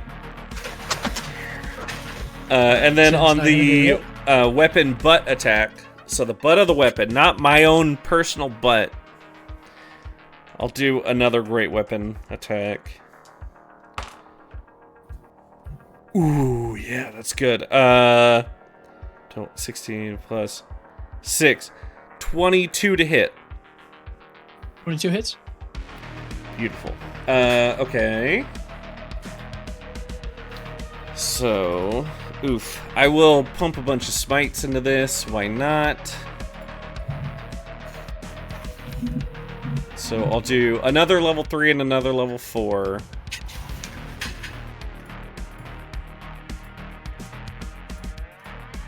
While you do that, Cosette and Beak, I forgot to roll acid damage for you guys. Cosette, you take 4 points of acid. Beak, you take 10 points of acid on top of that. You don't need to remember that. Yeah, it's alright. I'll do better for you guys. I'll remember all. No, it's okay. It's okay. I love forgetful DM. Okay. Marisha, This is sorry, Marisha, you It's gonna take be wild. 1 point of acid damage, Marisha. Oh man. So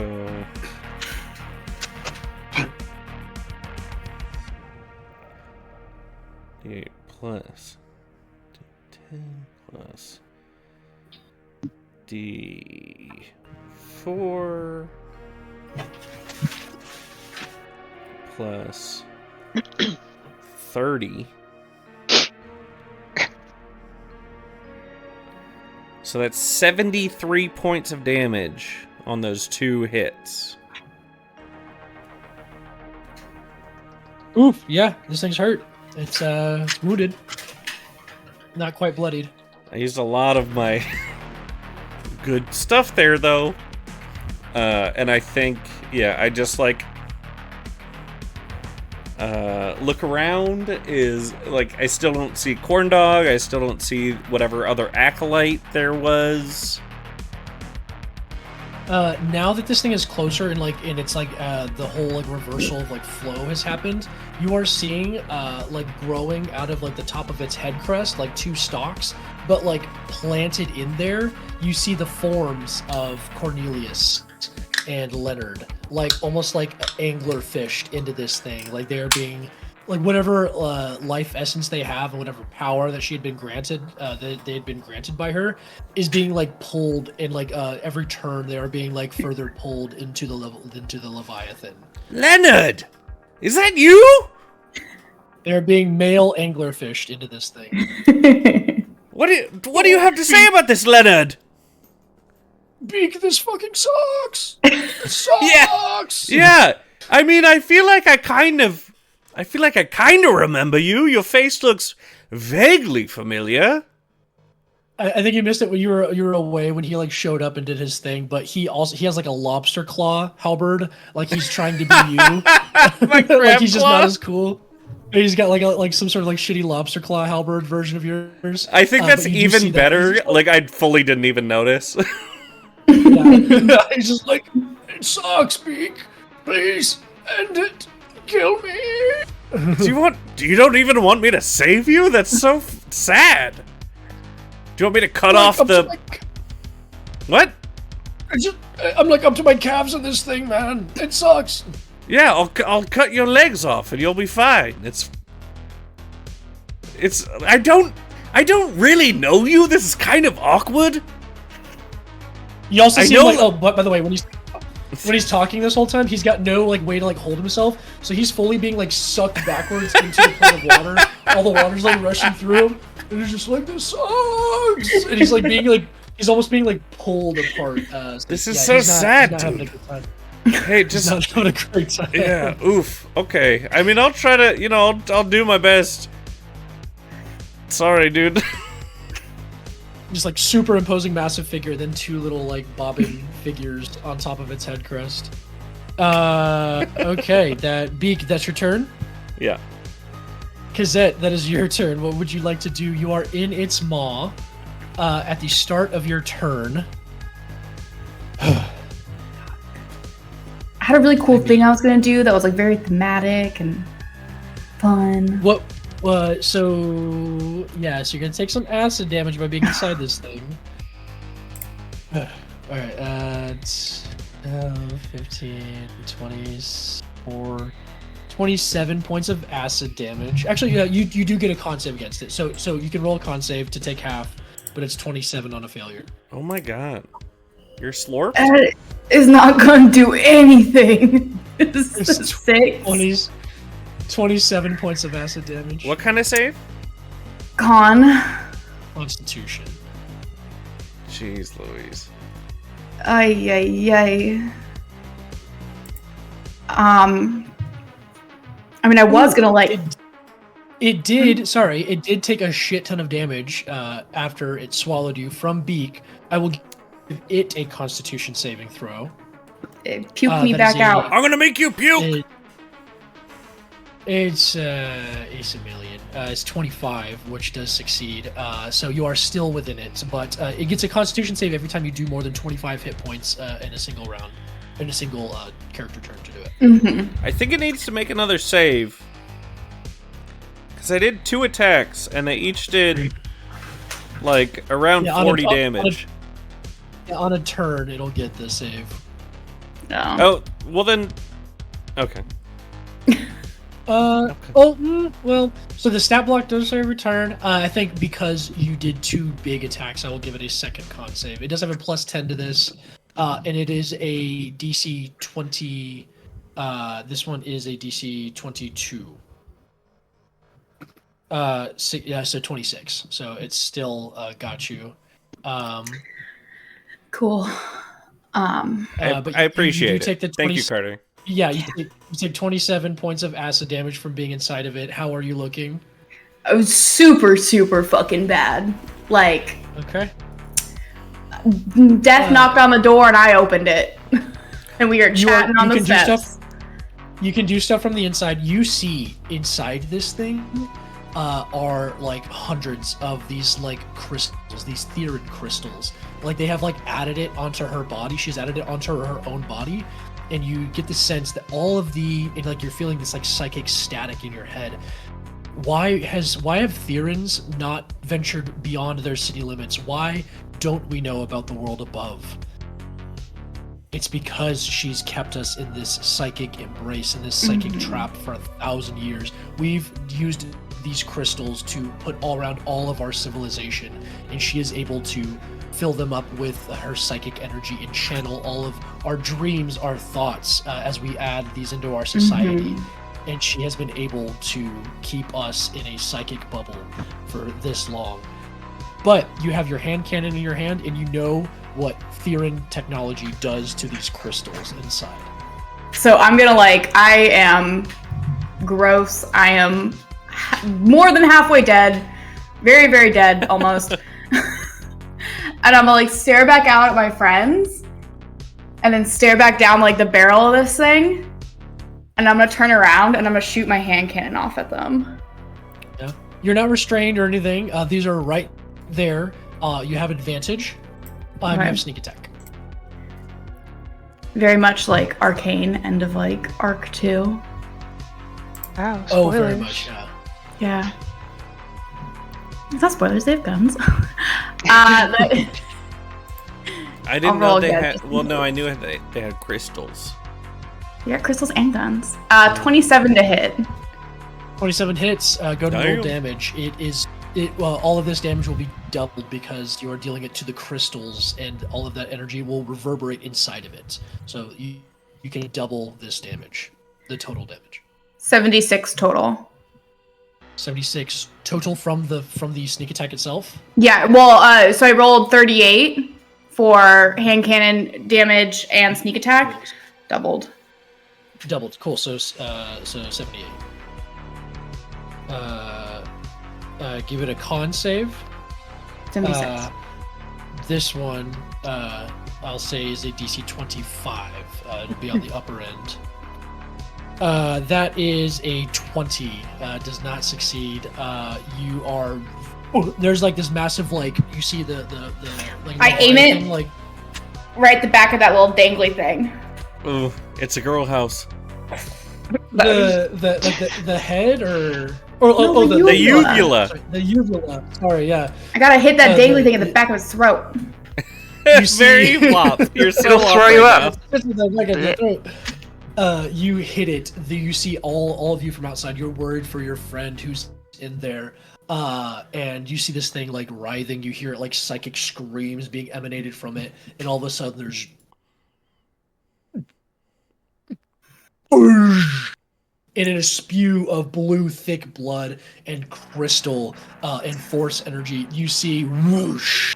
Ondine is Cosette is ejected from the mouth of this Leviathan as Cosette! Its mouth almost splits open, rips on the sides because its mouth can't open wide enough to let all of this force energy out, and it tears its maw open wider, and you are ejected from it. Anything else on your turn, Cosette? Cosette, you look like a wet ass person. All the dogs are just like whoop whoop whoop whoop. Their mops. With their mops. They got their buckets and their mops. We'll eat some macaroni after this. Macaroni in the pot. That's a wet ass person. Yeah, I'm good. I have nothing else I can do. Okay. Would you like to dash bonus action dash away, or try to disengage and try to get away, or? I mean, this thing's freaking huge. How far away is the ship? Can I try and go hide behind the ship? The ship is a good 100 feet away, but it is closing at this point, as it's about to get its legendary its lair action right now. I'm gonna disengage and just vamonos. Okay, so you're As out far of as it, I so can. we won't take this legendary action against you, but Beak, you just did a shit ton of damage to it, so it's going to hit you and try to envelop you. That is a 24 to hit. Oh yeah, that'll do. This is 14, 15, 16, 17, 23 points of damage. That is just the legendary. Yeah, it's just that. Oh, and then I'm always going to forget the acid. That's not in a legendary action when it makes it, but that is 8 points of acid damage on top of that. So 31. Yeah, but that is just its legendary action. Slam with a tentacle. That brings poison? us to the acid. Acid. Okay. Because we're immune to poison right now? We're immune to poison, but not to acid. Okay. And that brings us to the lair action as you see the ship careens around another way, and on its other side it releases another volley of those arcane cannons. Everyone roll an attack roll, add 13.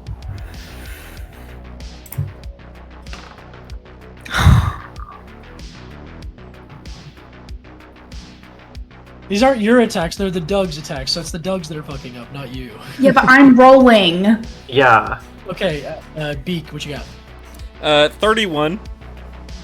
Yeah, hits, roll 5d10, Marisha, what do you 30. This time I got a nat 20. That's what Oh my roll 10d10. Yes. Cosette, what you got? I rolled a 2 for 15. 15 is not gonna do it, unfortunately, Danny. I got 30. 30 is gonna hit, so 5d10. Beautiful. Tell me your damage. So, wait, hang on. Also, 18 mine are damage bloody. from me. 18 on 5d10? Yes. Would mine be 10d10? Or is yours just doubling damage? Yeah, 10d10. Okay. I didn't Sounds roll very fun. good. How's it feel? I did damage.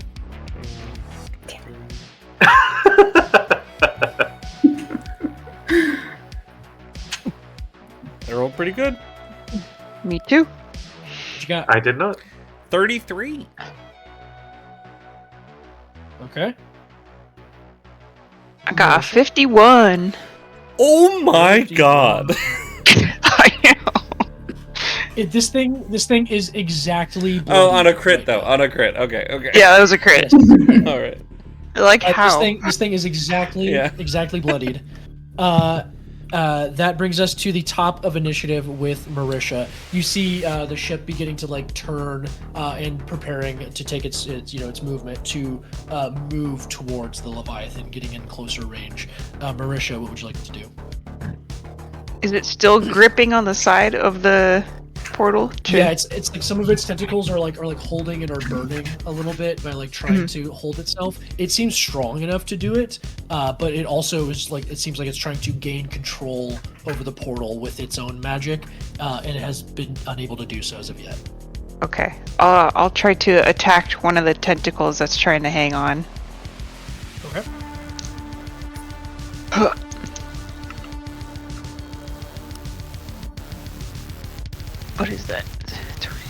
26. 26 hits. Yes. Yas. 5.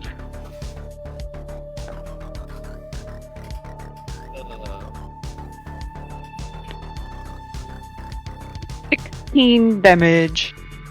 16. Man. Yeah. Okay. It's a real shame you guys can't hear the music because it's real good. I bet. Marisha, Want anything to. else on your turn? What you got? The stream None. can. That's it. We're whale. We're hitting whaley well. Ondine, what you got? Well. Everyone's looking bad, right?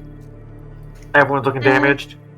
Ooh, which reminds me, lair action, Marisha, I'm gonna take a swipe at you. Sorry, a legendary action, Marisha, I'm gonna take a swipe at you. 26 to hit. It's just Yep. I keep forgetting my legendary actions.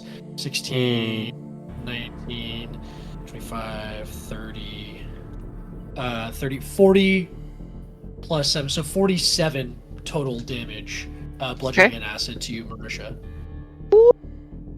I'm going to do a 7th level Mass Cure Wounds. Por favor. Okay, I am knocked out of a whale form. No! That's I okay. mean, I'll get about more. time. Knocked out That's- really form. No more double that takes willy? so much damage. Yeah, but now I could be a giant shark. There you go. A short. There's Be a space out short. here. Everyone's going to heal for 35 total damage. Wow. Great. Thank you. Fantastic. Ooh, I didn't recharge this thing. It does recharge. Cool. And then, Wow. bonus action, I'll stay in front of the Pearl, maintaining, like, distance between, like, me and the Pearl and the Leviathan. And I'm going to look over to Captain Rogers as he's going to go down as my spiritual weapon to do attack at one of the tenties. Yeah. It's like trying to hold itself against this portal right now, and you guys are trying to hit those tentacles to drive it back into it. 33 to hit. 33 super hits. Tease me with your 10. 13 force damage. 13 force damage takes that.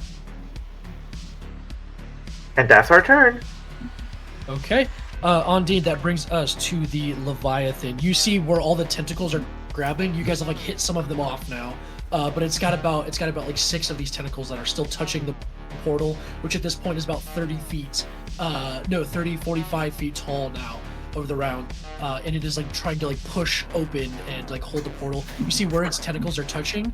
You now see, because it was white, it was hard to see originally, but just like inside of itself, there are all these like Therin crystals from the water plane that begin to glow in a light with it, and as it glows with its green, sickly magic, you see the portal where its hands are touching are also beginning to, like the portal energy beams that connect it and make the barrier of the portal begin to just slowly turn green as this thing tries to fight to take control of the portal. But it's going to take, it's just going to take a bunch of attacks at you guys. We're going to do 2 slams and a tail. Oh, I do want to do one more on golf before we lose this. So we're going to do 2 2 tentacles that try to make you go inside its mouth. Beak at you. 33 to hit. God. What? Of course. The hell? Beak, give me a strength saving throw. Okay. And at Ondine, who also... Oh, that's a natural 1. That one's not going to go through. And then at Marisha, tail attack. The 22 to hit. Yeah. Beak, what you got? 24. 24 does succeed on this I one. rolled. Drawn into its maw. So good. You do take Okay. Oh god. 19 plus 7. You take 26 plus 3 acid. So 29 points total of damage. That's for Beak. For Marisha, 3. And then that Marisha with a tail attack. You take 3, 4, 5, 6, 7, 13 plus 5, 18 plus 7, 25 points of bludgeoning and acid to you, Marisha. But nobody is drawn. Nobody is drawn into its maw. That is its turn. It gets its legendary actions back. Beak, what you got? Holy moly! You just hear it like roiling. Like, it's like cry of pain and anger and determination as it tries to wrench. You see more of the blue of the green that you have. It begins to fight against your magic, and it is trying to assert control over this portal. Okay. I have pledged to take on a new career path, and that's a diplomat. So I'm going to diplomat the fuck out of this Leviathan's ass and do 3 attacks. Hell yeah. And with You're every not a attack, I'm gonna do a diplo smack on her ass. Yeah, I'm gonna diplo smash that ass. because you're a diplomat, not a doormat. Absolutely. And I mean, before I start, I would like to say to her, look, you're obviously losing. You came too late. Your plan has... Oh, the music came in perfectly. Your plan has failed. Your attempt is obviously not going to go well. You have the nerd and... What's his name? Lenny? I don't even know his name. Are you sure Like you they're want up to their like yes.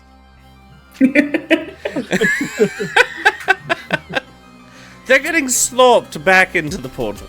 It's pathetic, really. Do you really want to bank everything on them and also on this moment as your time to shine? Thank you, Carter. You're talking I feel like just up there. I feel like I should have advantage based on your acting. Yes. Is this what you want to bank your success on?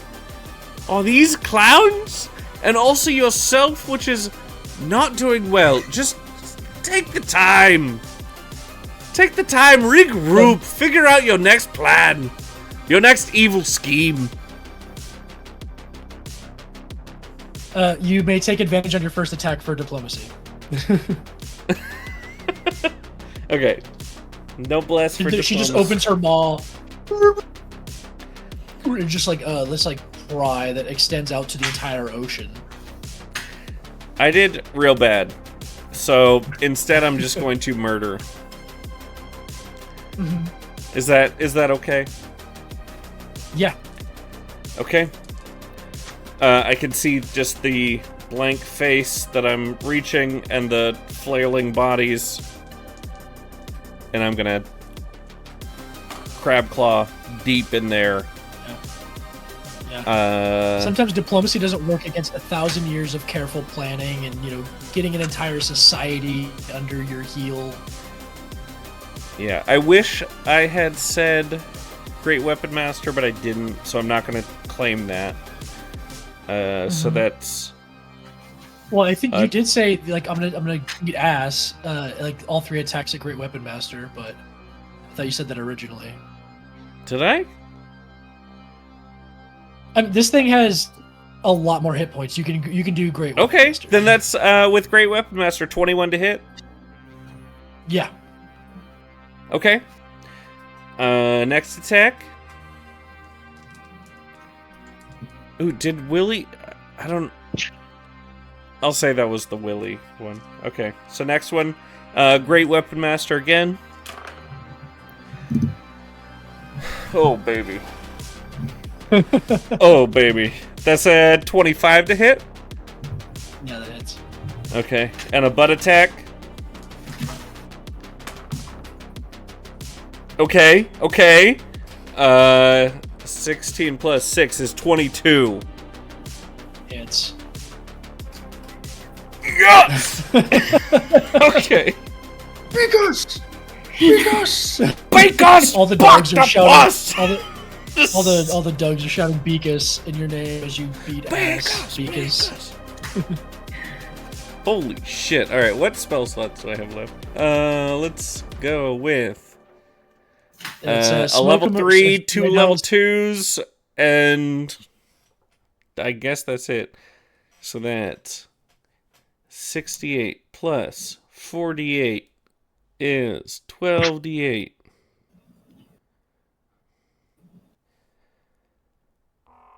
Wait, what is happening? Oh god, oh god. Okay, plus. Oh my god.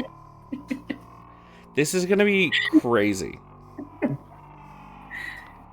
It's like up to their their chest now, and they're just like arms like waving with like all the water current that's happening right now. Second thought, maybe scholarly pursuits weren't worth it in the end. Okay, this is gonna be crazy. Are you sure? Yeah. Carter? Go for it. Go for it. That's 96 points of damage. Okay. Plus. That's And I think you just see Beakus like with his like crab claw. Like he fully just like throws it up and catches it and stabs with it 3 times into the same spot, and as he does, he rips a full like tentacle off. Mm-hmm. Yeah.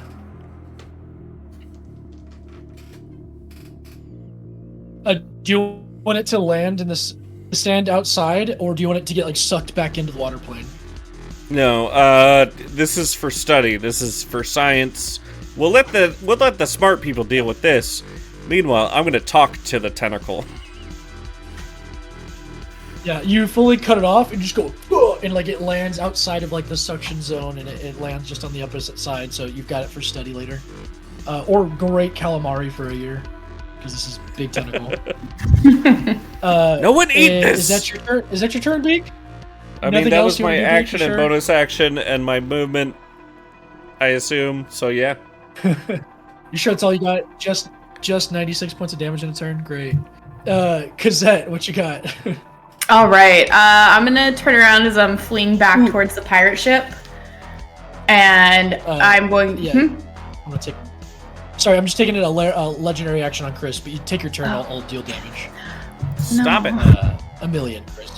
Oh. A million. A million to hit? That'll hit. A million to hit. Yeah. He has to roll very low to this. Shoot has to roll very low to this.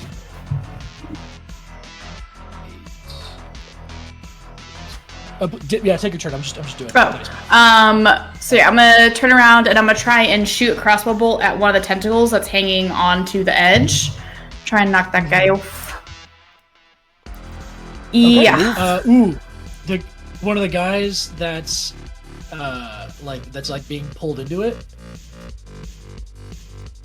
or one of the tentacles. One of the tentacles. I'm trying to get this thing off and into the portal. Yeah, go for it. Yeah, I'll say it's got like 4 more hands on it right now. Yeah. Leonard and Cornelius betrayed us. They can get sucked into this thing. I'm not gonna help them. Yeah. I heard guys. I you know what? That's on me. I should have assumed tentacle when he said guy. That's a guy. Guy. That's a wiggly guy. Little wormy thing. Guys. And it's gonna be 26 to hit. Super hits. Yay. What is that? Chris, you take 35 points of damage. Okay, that's totally fine.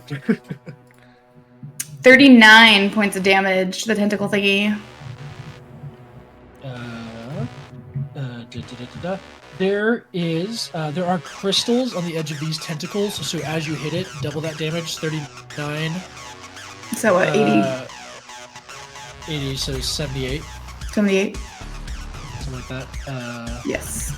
As you hit it, a crystal is like blasted apart, and like the gore and viscera is like sucked back into the water plane. Perfect. And then I'm gonna try and hide behind the pirate ship as it's approaching, because I don't want to get hit ever again. It's approaching badly beaten, not quite badly beaten yet.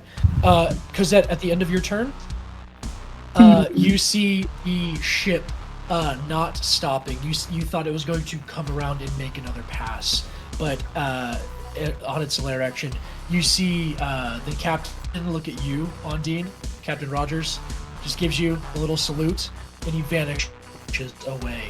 And you see him reappear on the stern of the ship at the masthead, near on top. Oh my god!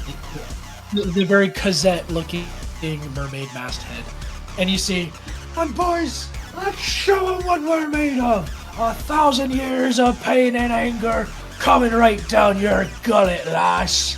And you see the ship, Captain Finley Rogers and the crew of Doug's, fully ram into this Leviathan with only 3 of its arms left in this portal. You see the ship, the Leviathan, the Dougs, the captain, all pushed into the plane of water. You see, as he goes by you, Ondine, he says, "Thank you, lass. You saved us." I just give him one of these, and then I Just do wipe the away same my thing. tears. And as it goes from inside the plane, you see them become just a blob of shape as the Leviathan begins to grab around the ship, and until the ship is no longer able to be seen, you see as they detonate the arcane core, the core that held your friendship within it in this ship, literally a friendship, detonates, and you see a corona of green friendship domain light around this, and it's just Leviathan gore everywhere. You hear a psychic scream that gets cut off,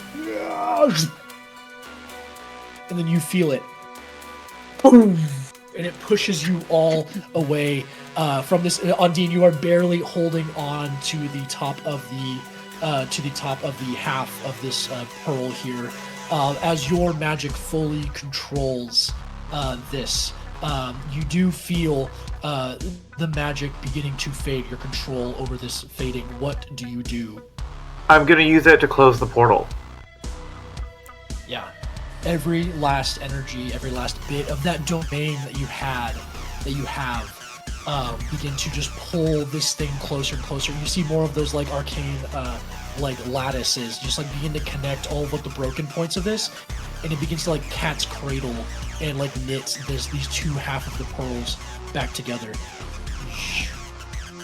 And as they connect, the pearl again seals, and it is not in 2 pieces but one.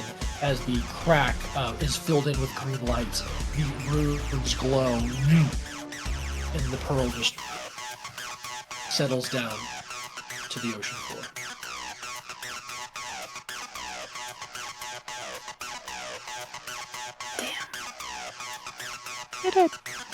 Yeah. I'm just gonna swim over and hug my sister. I'm gonna hug you very tightly and then cough a bit of blood over your shoulder. I'm gonna cast heal at 6th level. Thank you. You're gonna heal for 60 HP. I can't Or even, 70. I can't even say how perfect that music was. I can't even say how perfect that music was. Ah! Do I still so have good! magic? That was so cool and so good. Can I cast heal? Do you still have magic? As I try to Do you cast think heal you- on do my you think you sister. still have magic? Yeah. What do you think? I don't think so. Or at least maybe the last bit of it just goes into like healing my sister back. But like my magic came from the sea witch, and then it came from the deal I made with Captain Rogers and the crew. Both things have been dealt with, so I don't know if she has magic. I think there is that last bit of energy that like suffuses this pearl, that you have, and like all of the green light is like pulled out of it, and all of as like the green light comes out of it, it begins to turn blue again. And as you suck the last bit of magic out and place it within your sister, that 6th level heal does go off. But the pearl itself just glows with all of these like blue runes inside of it, and it is once again how it was. But this does have the ability. You still feel all that arcane potential in it to manipulate a rift to the plane of water. But the threat of the Leviathan is defeated. All at once, you see there are like 9 flashes of light all around you. Like level 20 like adventurers, like archmages and fighters, and all these people like ready to go to like beat ass. And they're just like, ah! And they just see these 4 wanted fugitives just kind of like on their knees. You guys just like all around each other. You hugging your sister in a field where just there are a couple of these massive tentacles around, and just blue blood and viscera just kind of like floating in the air. And you see Villia, the Archmage, begin to approach. What happened? We dealt with it. We told you so? They all kind of like look around to each other, and they just kind of go like... My best friend is a whale! Yeah, but that's not new. And a robot! J. Poyo! Are you okay? You see off in the distance, there is a figure walking to from where the ship was. J. Poyo indeed begins to walk up to you all. The ocean level rises an inch that day as Beakus cries in joy that J. Poyo is okay. Which is like it was offset by the all the water that was like sucked back into the plane of water. You like refill that. I just looked at Villia and I'm like, do whatever you're gonna do. We're done. I'm done. Global warming. Talk about heartwarming.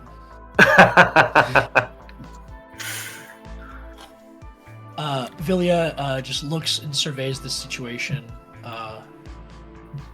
Well, you are right, and we owe you our eternal apologies and gratitude. The city of Theris owes you its debts. Heroes of Theris, come home. And she like widens her hands and casts teleport, and you are all brought back into the council chambers, where you are tended to, where you are hailed as heroes of Theris. Let's do a little like flash forward epilogue. Where does everybody go? What does everybody do? Do you try to once again link the 2 cultures of Atlantis, Moralaine, and Theris? J. Poyo Knots offers to help with that initiative if that is the wish of the Therans. I mean, I would. I'm gonna go explore land. Same. Yeah, absolutely. Things with legs are cool. Beakus will be the diplomat of all diplomats. Just I'm already famous on the land. I'm already famous in the sea. Everyone loves me. I'll be the bridge. You're welcome. Beakus, you are given the 10th spots vacated by Leonard on the Council of Theris, and not as a guard, but as the chief diplomat. And you have a legion of other killer whale and other Lotion Life ambassadors that come with you. It's beautiful. Your octopus parents are just like in the crowd. Like, Dad, calm down. Jeez Louise, you're embarrassing me. I love you. He inks with pride. Is this rainbow ink? It's pride ink? Yeah, just pride ink. Yes. Dad, chill out, man. Your octopus dad.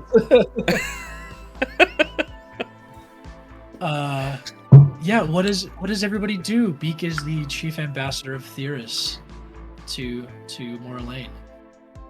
I think Ondine, now that she doesn't have her magic, is a phantom rogue.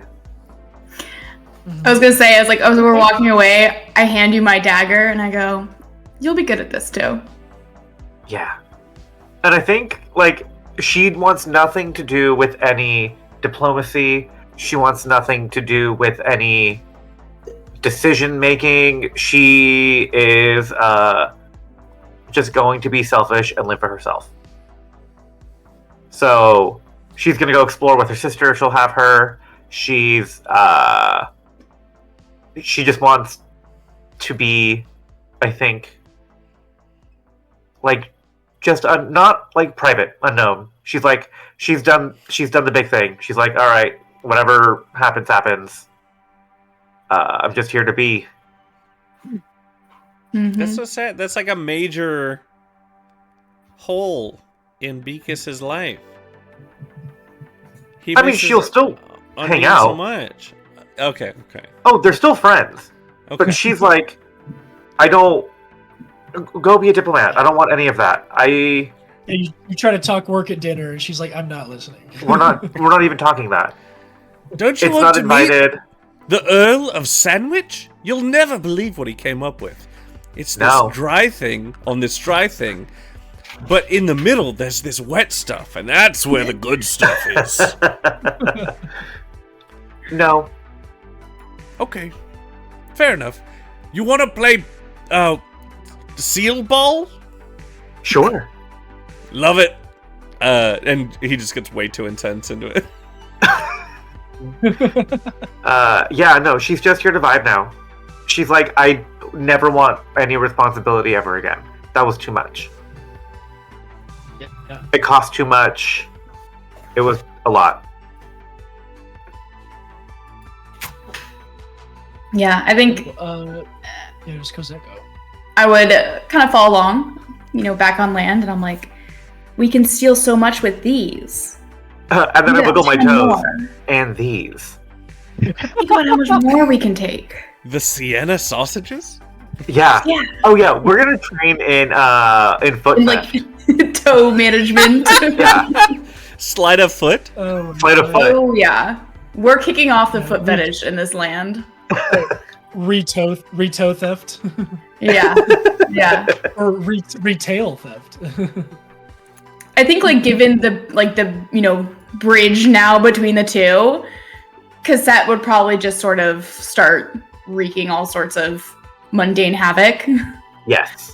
Just what's that? What's this? Stealing stuff, but putting it back in a weird spot, or making weird trades, oh, here's this cool piece of seaweed. I'm gonna leave that for this cake that I saw in a window.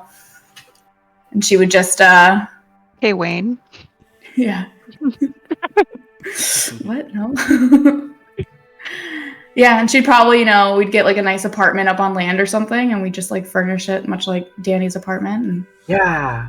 stuff that we find that's cool. Yeah. Simple lives. Yeah. I love that. Yeah, cozy cottage core after saving the world. Uh-huh. It's the way to go. Yeah. Cozy Cosette? Cozy Cosette. That's my nickname. Cozy Cosette. Audio debt. Oh my god. You wait, do I'm see Ondine. Cosette. Cosette, you do see back where Jay Poyo had come from, left in a chest are the rest of all of the Doug coats. They all took them off, and the captain's coats. So you have the rest of his 136, 120 coats, whatever he had left. He leaves them and bequeaths them all to you. Aww. Before I got swallowed, I was gonna try and take my coat off that had the letter on it and wrap it around the pearl to try and reinforce the friendship, but I got 8 before I could do that. So sad. So Yeah, sad. thanks, Carter. Yeah. Hey, you blew it up from the inside out. That was awesome. That was great. Marisha, where does Marisha find herself into I this? think she would continue to try to be an ocean ambassador, as far as bringing underwater to above water and be like, hey, don't put your trash in here. Like, this isn't for you. Like, we have to coexist, blah, blah, blah. Are you the killer whale that goes after billionaires? I'm a killer whale that goes after billionaires and seals if left unattended. You let everyone know that straws are killing turtles. Yeah. I bring them a straw. The Demon Lord Orcus. This is the Sea Queen Orca. Yeah, that's why they're dressed in black and white. They're our police patrol of the ocean. Yeah, I don't know. And then she would also just try to learn everything crustacean about crime. Yeah. Like the land animals and stuff, because that's all stuff she's never seen before. Oh yeah, there's absolutely. I can see There's like so where many. she becoming like Going buck very, like, wild. Jane Goodall, like wanting to What's go that? with, Change like, into it. What's that? Change into it. Yeah. Become a bird, just fly around and poop on people, like when Cosette's stealing things. Cause distractions. Yes. And they say to this day, that's why birds shit on people. We make Beak's life so hard. Yes. With all this mild mischief that we cause. He's always having to be like, diplomacy. Because the three of us are just like, The thing It's with not mild animals. mischief. Those are international incidents. We cannot be charged domestically. There are no rules that dogs can't play basketball. Yeah, you guys were hailed as the heroes of Theris. All you two heard, the twins, is diplomatic immunity. Like, yeah, absolutely. I can do whatever I want forever. I can do whatever I want forever. Yep. Yay.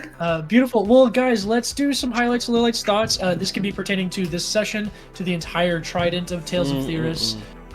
And if there's any questions in the chat, I haven't looked at Twitch this entire time, so I've just been riding a high of playing D&D with my friend. Yeah, so fun. And this has been such a blast, guys. This is everything that I wanted it to be and more. So I think I'll kick things off. My highlight, I mean, just like I think the friendship and the Dugs and the ship, and like how that came to be, like freeing them from the curse, the magic circle, the guidance, everything, the coats, everything that you guys added to that ritual was just so cool. And of course, that's gonna like overcome some terrible, evil elder elemental Leviathan. Little tidbit about the Leviathan. It was like from the water plane, but it had like at times ventured into like the parts of the water plane that are close to the far realm, and had gone like mad with like the psychic whispers of the far realm, and was like a psychically enhanced Leviathan, and brought back with it like these crystals that it could manipulate to like be technology and all these other things, but it stored like psychic energy, and that's how it was able to like trap all the denizens of Theris for so long down here. So yeah, I just wanted to do a big underwater thing with a big creature. I'm like, why does anybody not know about this underwater civilization? Why don't they know about the land? That's cool. Just thought that'd be fun to put them in a little psychic bubble. You're in your elemental plane era. I am in my elemental plane. Yeah, The Geomancy Carter's of fully in 23 his is elemental plane era. Yeah. Yeah. He's They're really loving fun. it, and I'm loving it for him. But yeah, I don't think I have any lowlights. There's times where like I don't want like the narrative to drag, and I don't want it to feel like you guys don't have anything to do. So I hope that the narrative went smoothly in different parts, and hope you guys had enough like sandbox or water box to kind of play in here, while still being in the constraints of 4-hour 3-shot. So I hope that was fun. It was a blast for me, and I'm really happy with how everything came together. So That was great. Popcorn, Shauna. First. She waiting likes for saying you don't have everything else. Everyone else said.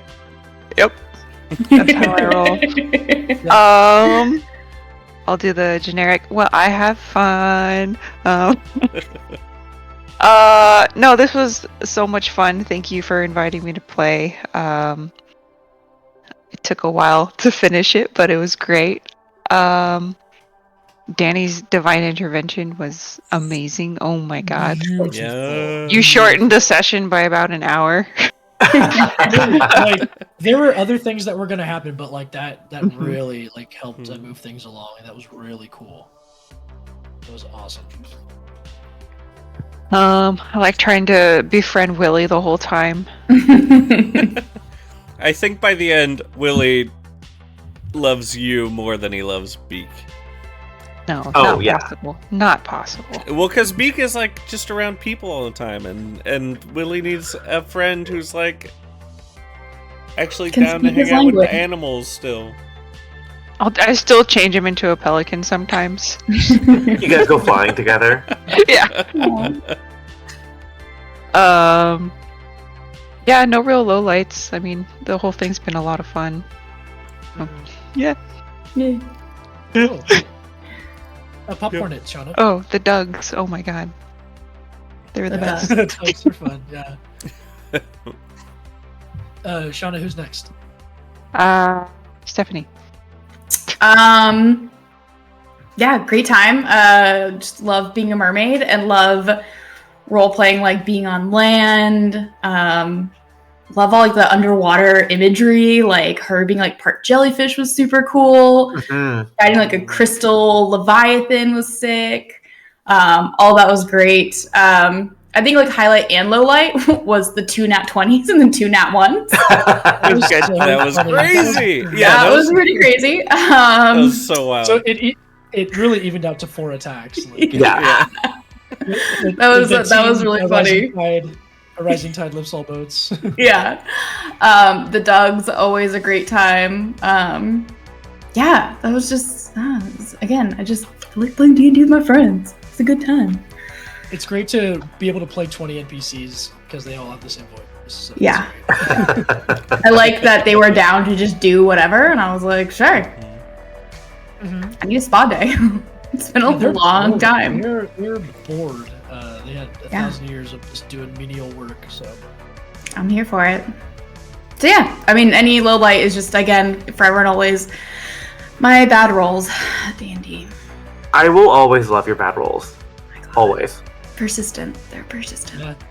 Hey, you had to roll bad to get into it so that you could blow your way out of it. Yeah. Yeah, never being able to do a strength save, low light, was fantastic.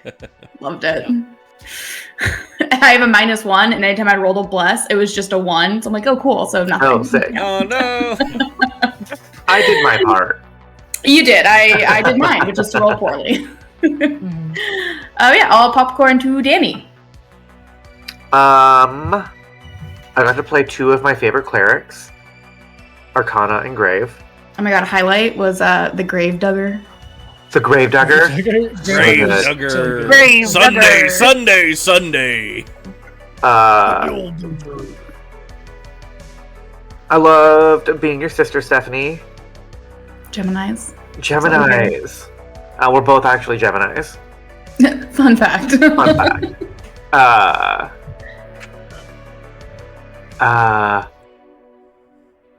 The shenanigans of stealing things from the school or whatever. Mhm. Great time.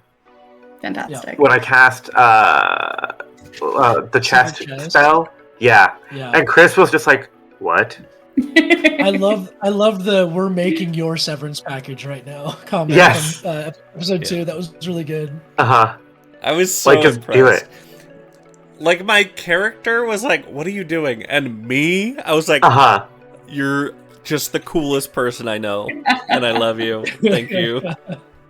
I love. I love playing a thief. I love playing a thief. Yeah. It's just a good time. I'm always down to steal in game. And doing it in cool. I've never used that spell before, That was a perfect use of it. so I was like, Was- "Oh, Ideal. I have to Yeah. use it." You said you're coming home with me to the entire room. Uh-huh. You know I love a friendship ritual.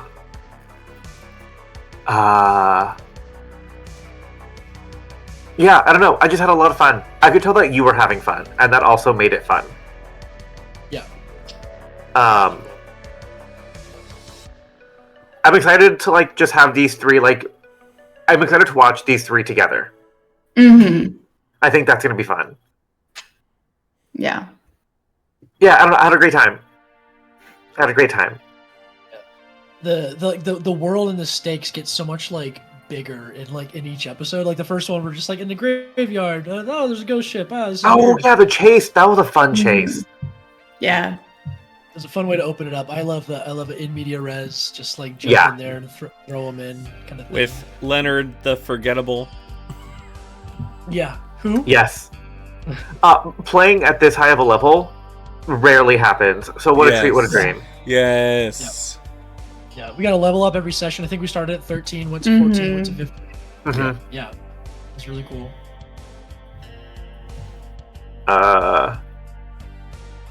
Yeah, no. Now I need you to run just a full campaign that I want to play in. Yeah. Yeah, post portal Theris campaign. Yeah. The rescue mission for the Dugs. Yeah. Yeah, I was like thinking, I was like, what does your magic stay? And I wanted to leave that up to you. I think I really like the way you answered it. Do you think in the Phantom Rogue stuff that like over time, like you're beginning to like gather enough power to like summon the Dugs and summon the captain, or like maybe just like their whispers and their energy to you, or do you think they're just? I think they're just gone. Yeah, I think she's gonna let them rest. Brutal. But she's a Phantom Rogue in a way to honor them. But she's like that ship has sailed. You don't even become like a spirits bard that like lets them come into play later on? Nope. She's not ever gonna call on them again. Wow. They were kept alive against their will for 1,000 years. They lived, they suffered, they died. Yeah. They're good. Yeah. They went out with a hell of a bang too. Yeah. Yeah. Blew her up with a friendship. Yeah. Beautiful. Yeah. That's me. And then Beak and Chris. Yeah. Chris dope. Yeah, this was, I mean, incredibly fun. It's fun to play. Especially like, Carter, I don't get to play that much anymore, so it's really fun to play. So thank you. I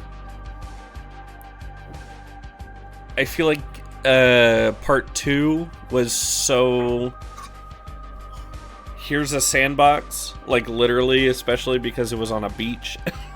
It's like, here's a sandbox, just fucking go nuts. Here's anything you want to do, just have fun with it and play with it. And like, oh yeah, your character wants to be a comedian, here's an open mic. Like, what a great thing. Like, what a sweet thing to implement, even though it was also like a mean thing to implement because I didn't think of it. But you know me. I'll do it. Sure, why not? And then the twist of the person that like is least likely, like, you have a ship full of backstabbing pirates, and then there's a nerd. Like, here's a really sweet like scientist. I didn't trust him from the get-go. Yeah, sure. Yeah. But dang, yeah, it's just what a great trident. What a perfectly like fun trident. Especially like at this high level is so fun. I never get to play that, it feels like. That last fight was extremely fun. The fight before was extremely fun, even though I did absolutely nothing. And the fight before that was extremely fun when I did incredibly well. Yeah, I hit the range of like so useful to useless to I helped. Some tridents have like a point here, and a point here. This one had a point here, a point here, and a point here. Yeah. It was like a crazy it had like trident. the dip in the middle. Yeah. It was just a really good time. And also, like, all the other players that I'm playing with are just so incredible. Like, obviously, Danny is top-notch. But then Stephanie and Shauna, you two are such fun to play with. It's just it's a gift. What a gift. What a wonderful time. So thank you for that. And Carter ran it so well. Holy shit. Yeah. Thank you for running. That was great. Yeah, thank you so That was much. really fun. Do we have any questions from the chat? Is anybody still watching? Is it just us hanging out here on the internet? Yeah, I don't see too many. Welcome back to questions in the pandemic. chat. I think. Yeah, I think It's just us. it's just winter. It's everyone's Yeah. hibernating. But if Well, you have I know he said- questions, if you have Patreon, kind of like feelings, you want to join the Patreon, then maybe just do that. Maybe just join and ask You could. questions later, and then we'll answer them. We should do like a mailbag, grab bag of questions and stuff. Yeah. Well, thanks to anybody who did check us out. Thanks to anybody who watches this in the future on YouTube or another platform. We love you guys. We appreciate you guys so much for checking out Lorecasters. Thank you once again to our guest Lorecasters, Shauna and Stephanie. Thank you guys so much for jumping into this crazy wild ride. Chris and Danny, my fellow Lorecasters, love you guys so much. Ken's for doing this amazing layout, doing the arts on this fantastic stuff. We love it. Yeah, I mean, Jay Poyo for being an amazing patron on our Patreon. Thank you, Jay Thank you so much. Poyo. Thank you, Jay Poyo. Can we have a round of thank you, Jay Poyo on 3, 2, 1? Thank Thank you, you, Jay Poyo. Poyo. A hero of Theris in his very own right. But with that, I think we'll call that quits as a wonderful way to wrap up this Trident. Thanks so much for checking us out, guys, and we'll see you on the next play shift. Have a Thank you so good much, Bye. Carter. Good night. Thank you, everybody. Right. Harlow, she sleep. Harlow. Harlow. That's a baby. Baby. Oh. All right. Good night. Good night. Bye.